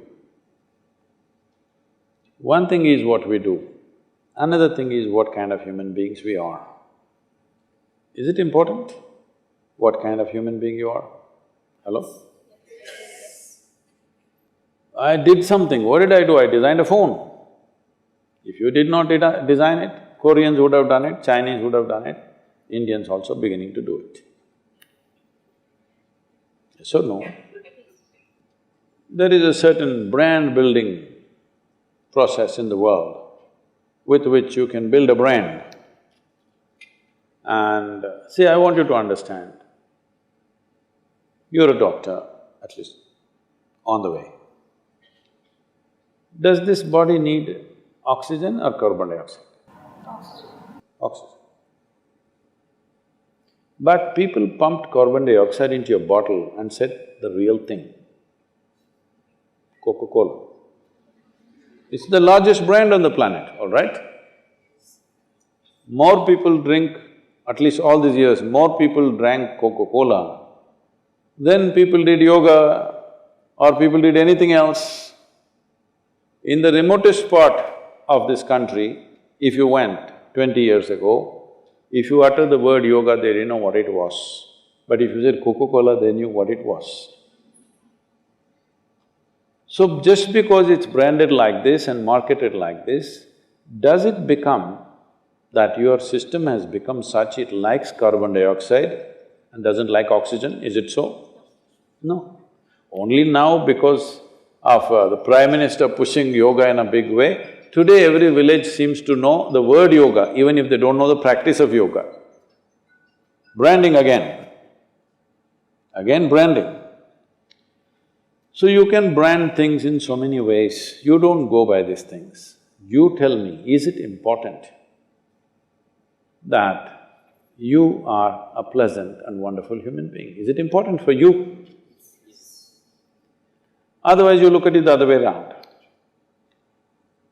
Do you like to be shouted at right now? I can shout. You like to be shouted at? No. Then why do you think somebody else likes it? Hello? You don't want to be abused, isn't it? Would you like to be abused? Then why do you ever think that somebody else likes it? When you don't like it, you know it is not nice to you, why do you do it to this person? Why do you do that? You lost your humanity fundamentally, isn't it? So, just because you made a lot of money, I don't think it means anything.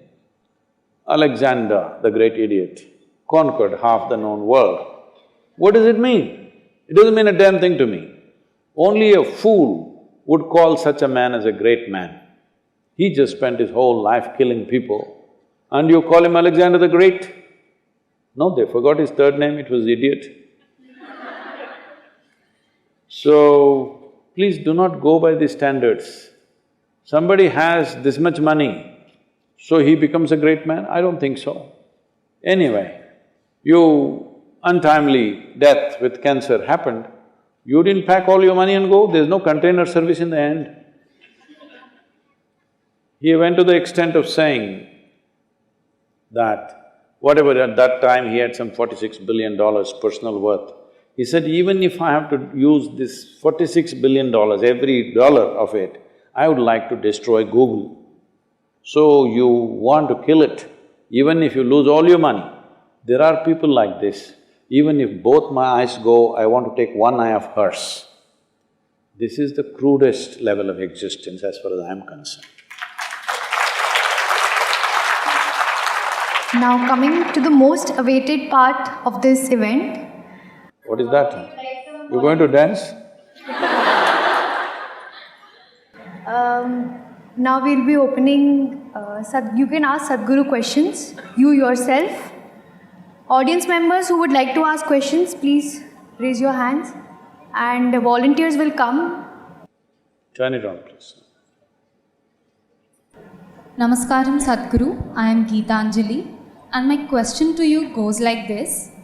I've come across two common myths If you can hold the mic. associated with organ donation. One is that if someone donates their organs, they will not have those organs in their body in their next birth. And second is that you don't get mukti. Do you agree with this? If not, what would you like to say to clear the misunderstanding of the masses? Thank you. How many idiots are going to get mukti, first of all?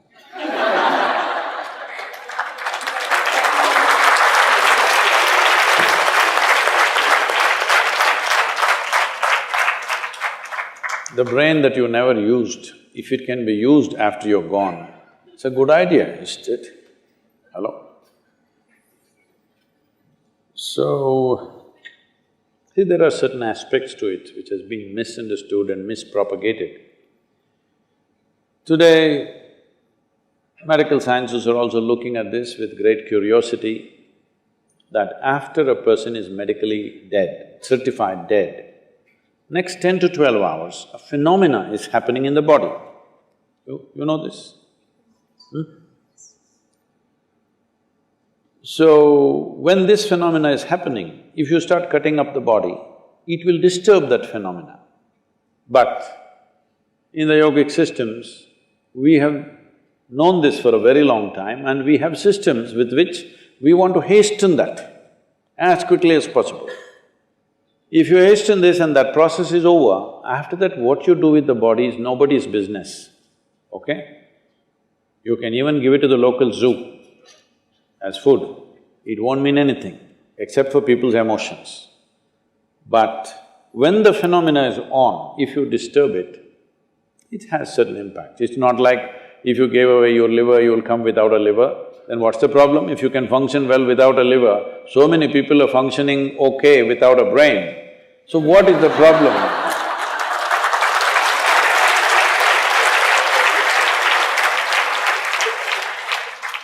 So, this nonsense should go. But at the same time, I meet a lot of people lot of particularly society ladies taking up organ donation as a mission in their life. Oh, everybody should donate their organs, donate their organs. Don't push it beyond a certain point, because it has other consequences. Already it's happening big time, if you're not aware of it, in certain countries. See, whatever liver, kidney, whatever you have, the organs, all of them are designed to last for a lifetime, except in a few cases. Injury, or you drank yourself to death, or you're trying to, you did so many things wrong. Now, I every day drinking and my liver going, but I want your liver now. It's a very dangerous thing, please know this. You must understand it's not now. During Hitler's time, They tried to harvest organs and try to put it in other people. It didn't work, they didn't have the science understanding, but they tried. Even today, I hear lots of things in Cambodia, Vietnam, people are being captured and their organs stolen and it is being transplanted somewhere else where people can pay money for it. And you know it's happened in India, all right? So do not take organ donation beyond a certain point. Where it is needed, with somebody's consent, somebody gave it out of their love for someone else, that's a wonderful thing. How wonderful it is, I'm willing to give away a part of myself to make someone else live. Fantastic it is. But if I capture you and take your 2 kidneys and put it into my grandmother's body, this is a horrible process, isn't it? So we must be very cautious about this. We may do one thing with a certain intent, but where will it go? We must be able to see the consequences of our action. Don't push it too far, organ donation, organ donation. Yes, it must be there. It is an expression of compassion for another human being. A human being that you do not know somewhere, you want to give it, fantastic. But we must be very careful, it should not be pitched up in the society and create a marketplace for that. Once you create a marketplace, you cannot stop exploitation. You cannot. Nobody can stop it.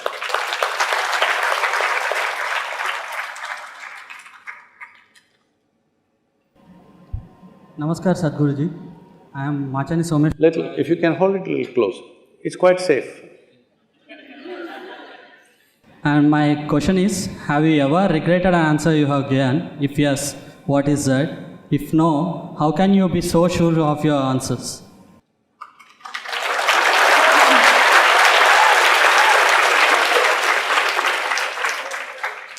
Did I say something that I should regret here, sir? I don't mean like this. Huh? I didn't mean like that. Okay. Please sit down. See, certainty of life is a wrong thing. It is not about certainty, it is about clarity.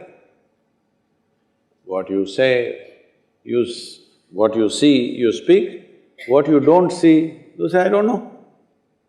Because I am always willing to say, I don't know that. I will not say wrong things. Only if you try to speak something that you do not know, you end up saying wrong things, isn't it? I'm not such a fool, I'm not so arrogant in my life. If I don't know something, I'll say I don't know. So, that doesn't happen.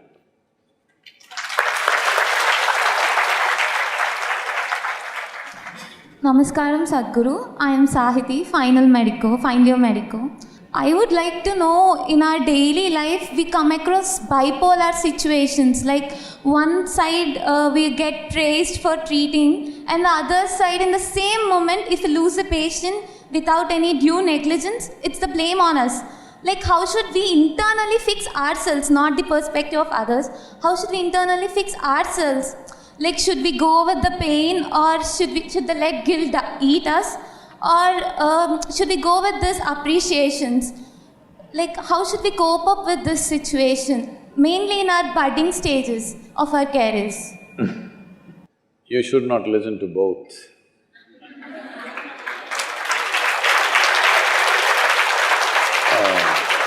Be stoned then. Stoned? Oh, what are you on? Like, I shouldn't go with the emotional happiness. No, I'll come to that. See, somebody else's opinion becomes important in one's life only when you do not know what you're doing. Yes?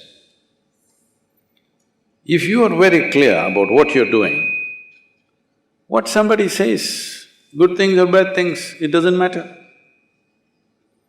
In fact, the best things that have ever been done on this planet always got bad press, largely during their lifetimes, and it was only appreciated after they're gone.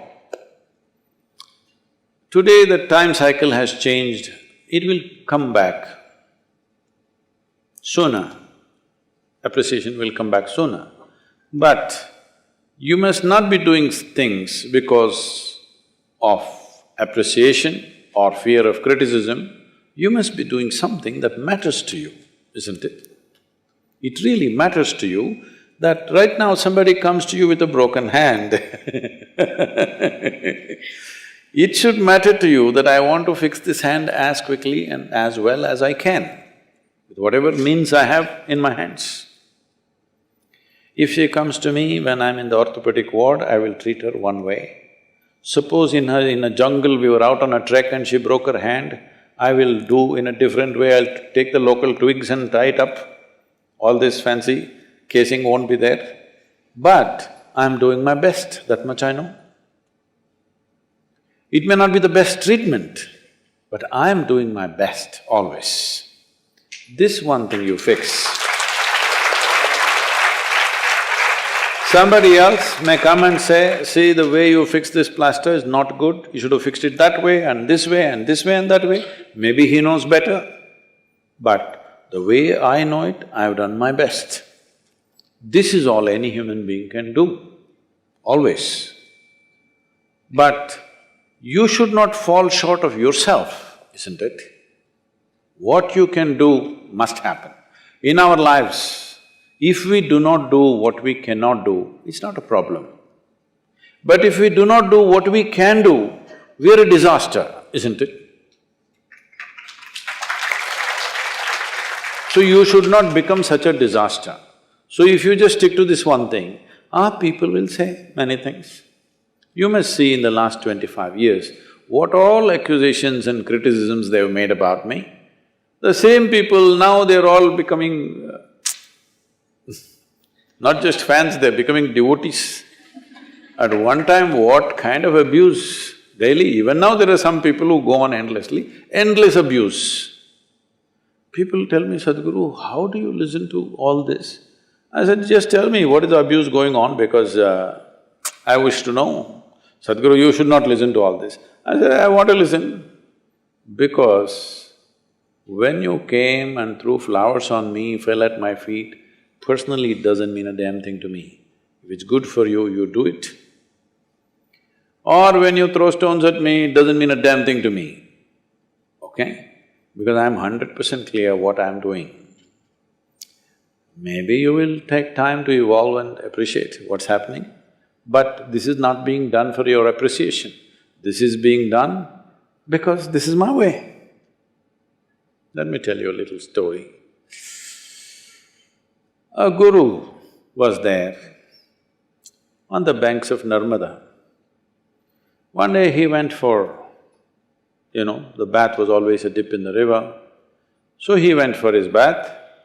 His disciple was holding his clothes and standing there because otherwise it's muddy if you keep it down.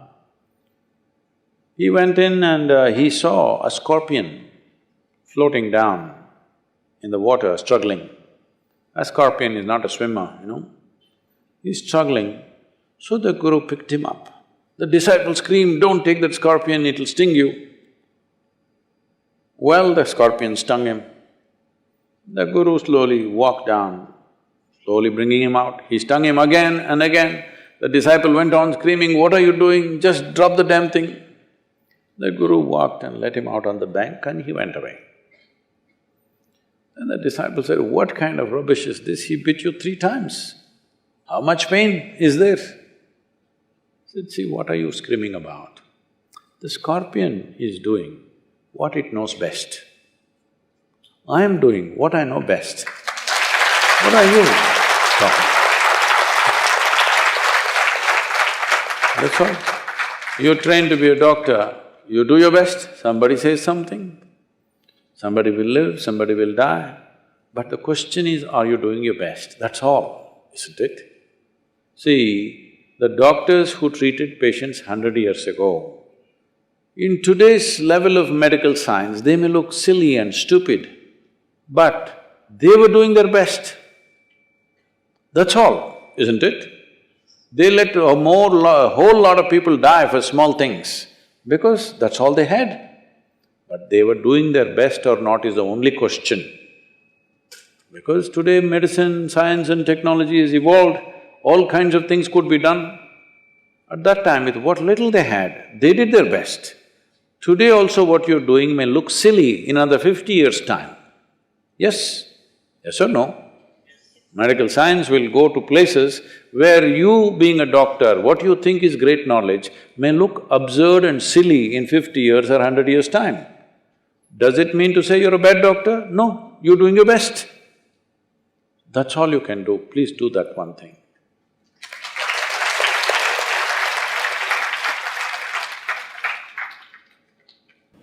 Namaskaram, Sadhguru. My question was already raised by the students panel over there.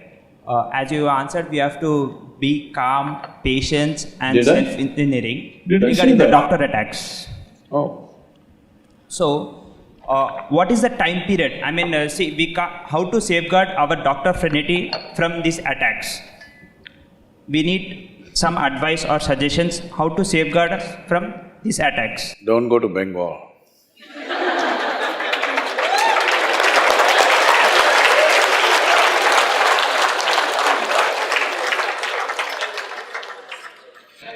Add on to this. I'll come to you.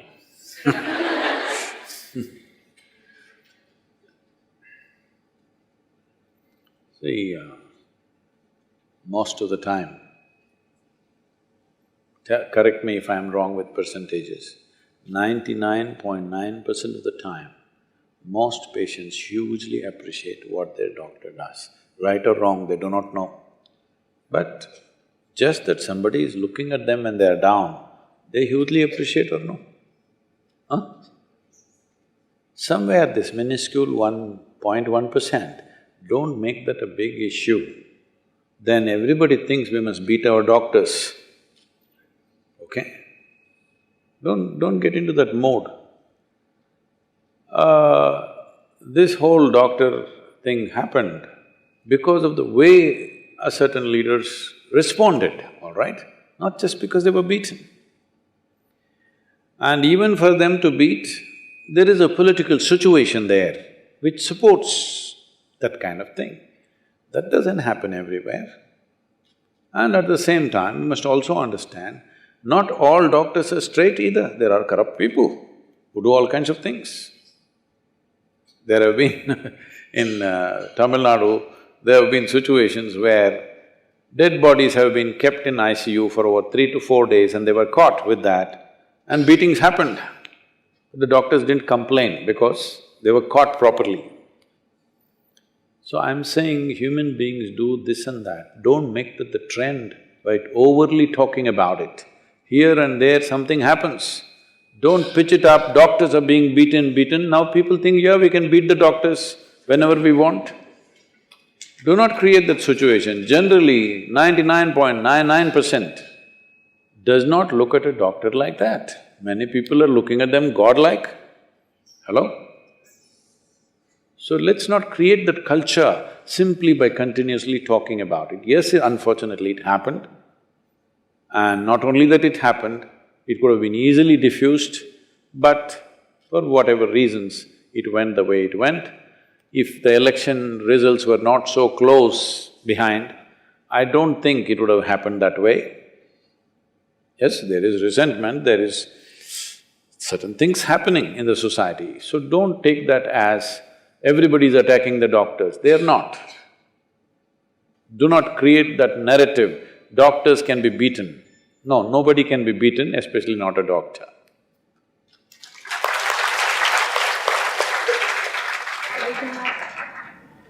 We can have one last question from the audience. Chetna. Hello. Namaskaram Sadhguruji. This is Akhileshwar Reddy, third year medical student. I have a question. Speak up, huh? In Telugu society, in Indian society, parents take up the responsibility to educate the children, to direct them into right career, whereas in contrast in Western society, children take up their own choices to what they become and earn their living. So how can this change in Indian society? I do not get the context of the question. You're saying here parents are supporting the children till they finish their education, or they're deciding what course you should take? Deciding to pay the fees, they make their main choice of career. Please, why don't you hold the microphone here? I know you want to speak from your heart, but it works better here. Parents choose children's career, their life, what they become. Is that so? They try to advise you a little forcefully. But I don't think they decide completely. They encourage you. If you don't go to what they want, your mother won't eat. Your father acts depressed. A little drama will happen at home.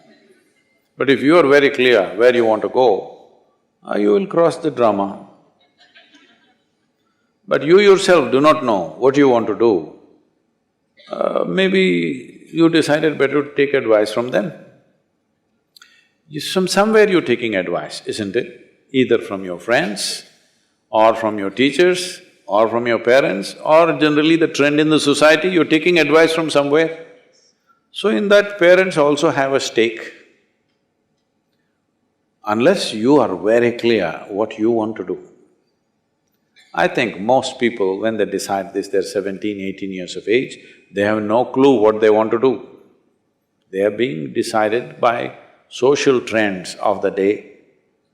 So why can't parents also have their say? They'll also have their say. So the most important thing is, there are two ways to decide a career. What is needed in the world today? Or what is it that I genuinely want to do? Do I have such a specific kind of inclination that I want to do only this? Let's say I want to be an artist. Now I have a certain talent. I don't want my talent to go by going to a medical college, if I have the talent. But I just went and saw a movie yesterday where in that hero was an artist. Because of that, a very pretty girl came and married him. Now, because of that, you want to become an artist, you don't know what's a brush and paint. Now parents will say, shut up and go to medical college. If you don't get that, go to engineering college. This is how Indian parents are thinking, because you must understand, in the previous generation, if you did not get the right education, you will end up on the street. Today's situation is little better. If you don't do this, you could do something else. But in the previous generation, their fear was always this: if my child doesn't get an education where job is certain, what will happen, what will happen, what will happen? They're coming from that. You have to give an allowance to that, you can't just ignore that. But if you are very clear, what is it that you are talented for, what is it that you are going to do, anyway that's going to happen, isn't it?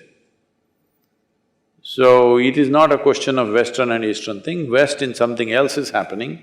You must see, I've been to so many universities across America and Europe.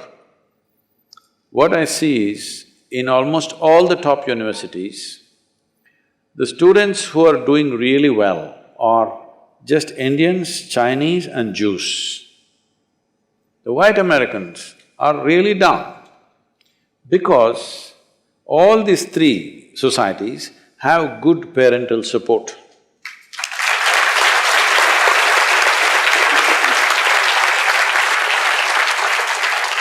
Unfortunately for the white kids, the local Americans, except for certain families, most of them are out of their family by the time they're 18, they're living with their boyfriend or girlfriend, managing all that, they're working part-time and they're trying to study. Of course you get tired. What will you drop? Job or education? Education. Most people drop the education, so their numbers have dwindled. So small it's become, you really go to any top university and see, everywhere there used to be too many Indians, but today there are more Chinese, second is Indians, third is Jewish people. All of them have solid family support, they don't have to go and work somewhere, they don't have to do something, all the parents want is you study. And they come to the university, sit there and see if they're studying or not, what's happening, everything. The other kids are just drunk in the evening, doing those things. If that's what you want to do, it's fine. But But that's not called education, that's all. After some time, in the society, who will dominate the situation will be determined by who gets educated, isn't it? So in that concern, parents want to push, but I don't think that time is gone. For most of you, if you show a certain kind of affinity or talent towards something, I don't think cruelly somebody will push you into one thing. It is just that if your father happens to be a physician, he wants you to be a physician. I've gone through plenty of that, okay? So, that'll happen, but you must be clear what you want. When you don't know what you want, maybe it's better to listen to somebody who seems to know a little better.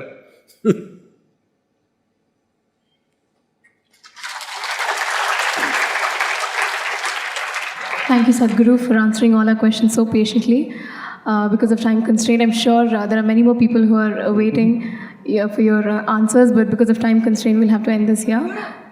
Okay. Can we extend it to one more question? Yes, please. Namaskaram, Sadhguru. I'm a huge fan of you. Not able to see you, huh?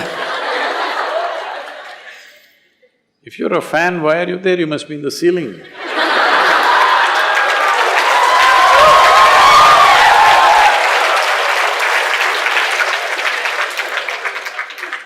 Sadhguru, I'm so curious to know everything about life and this creation. So I have so many questions to ask. But you know everything, Sadhguru. So I want to know every information you know. So how can I gain that information, everything you know?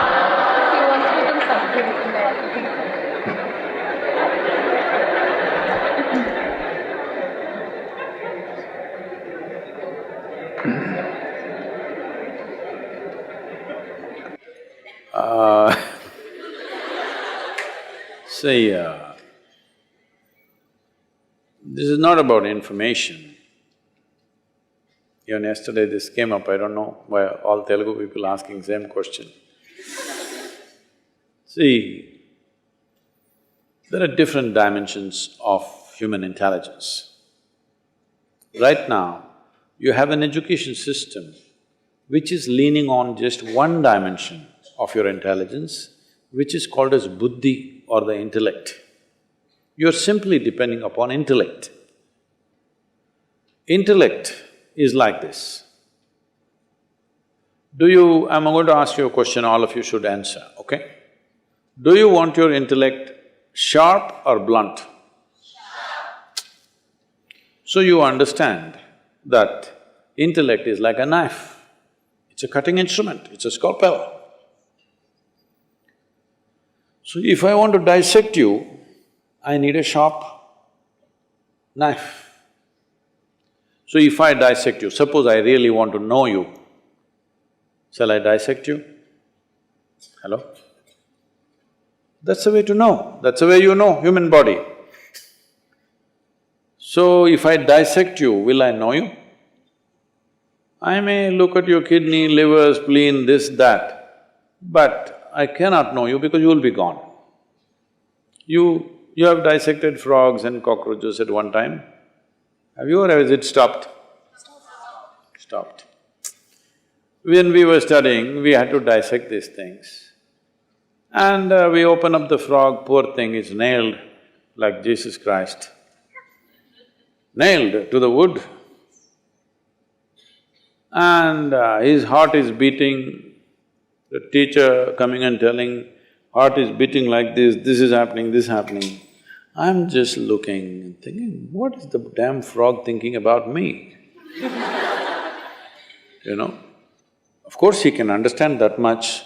What kind of an idiot is this, that he opens up my body, looks at the heart pumping and says, heart is pumping nicely. You would have just asked him, he would have told you, yes, it's beating. So, by dissection, you can only know certain things, physical things you can know. You cannot know life by dissection.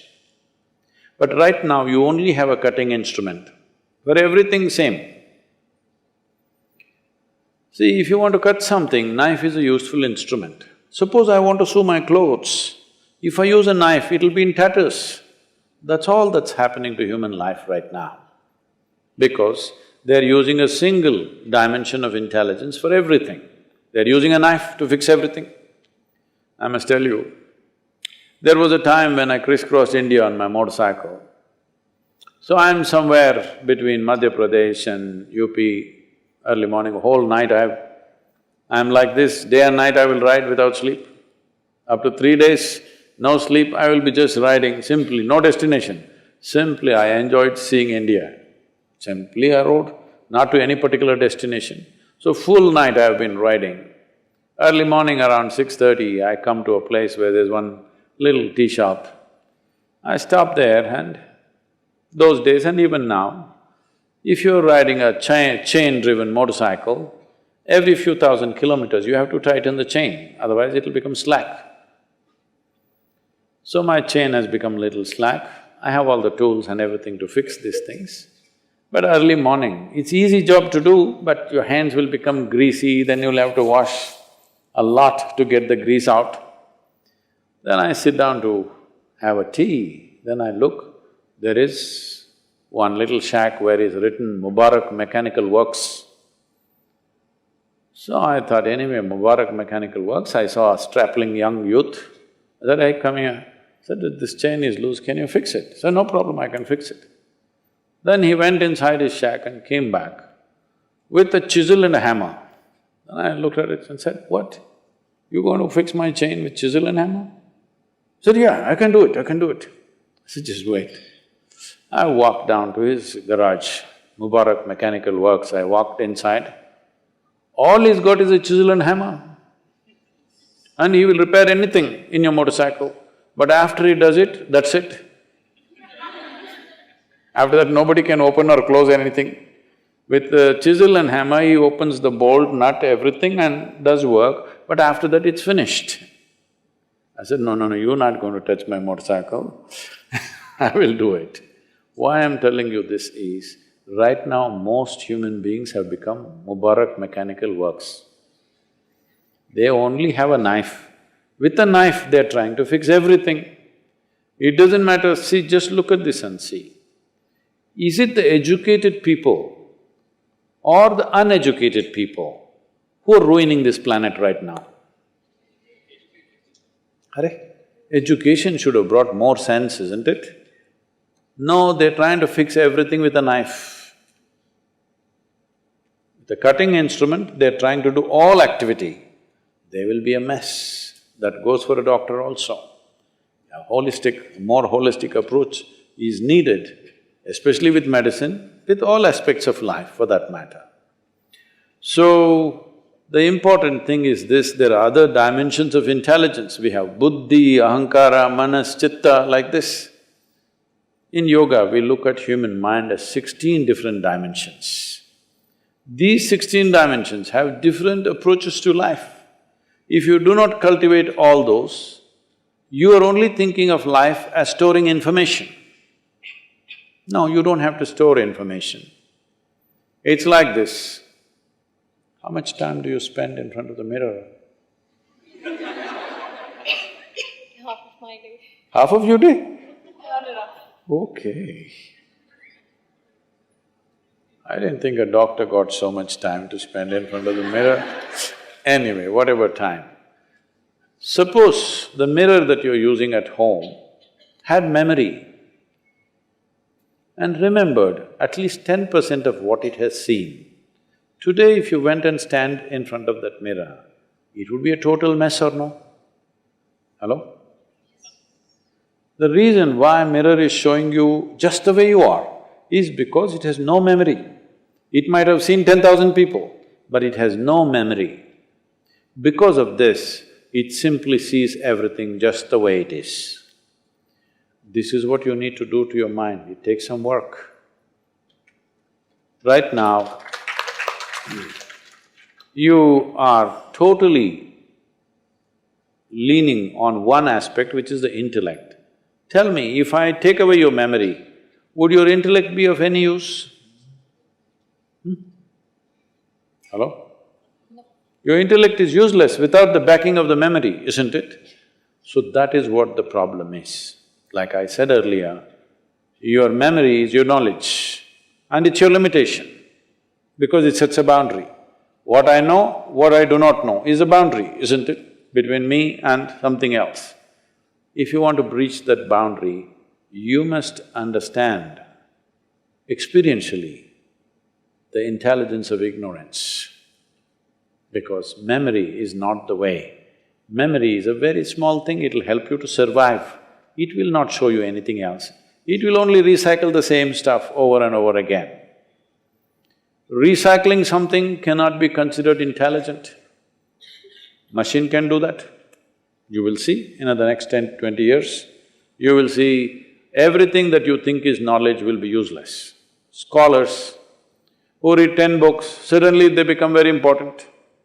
If you read 10 books, you become a scholar. If you just read one book, you become a religious person. And suddenly, by reading one book, how did you become a representative of God? I don't understand. Just reading a single book. We must look at this because this is very important. Human memory is very small. My phone has more memory than you, it has 600 GB. It can do 10 PhDs in a day. Yes. So, people who are reading something, remembering something and they're doing something great, those days are over. What you need is, you need an incisive intelligence which sees everything just the way it is. For this you need a plain mirror which doesn't remember anything but simply reflects what is there. If you want to work on it, please come, you're a big fan, we'll hang you somewhere. Thank you very much. Whatever you do, this is a great possibility that you are in the medical school. Still in the world, most of the population is unserved. So, please, whatever you do, wherever you go, just know this one thing, that when people are sick, they are down. And when people are down, they need the best treatment. Hello? When I'm standing, you can fight with me. When I'm down, you must treat me gently, isn't it? Hello? So, just know people who are coming to you, in some way they're down. You must give the best that you have to that person. Just do this one thing as a doctor, even if you don't become super specialist, just this will do wonderful things to people. Thank you very much.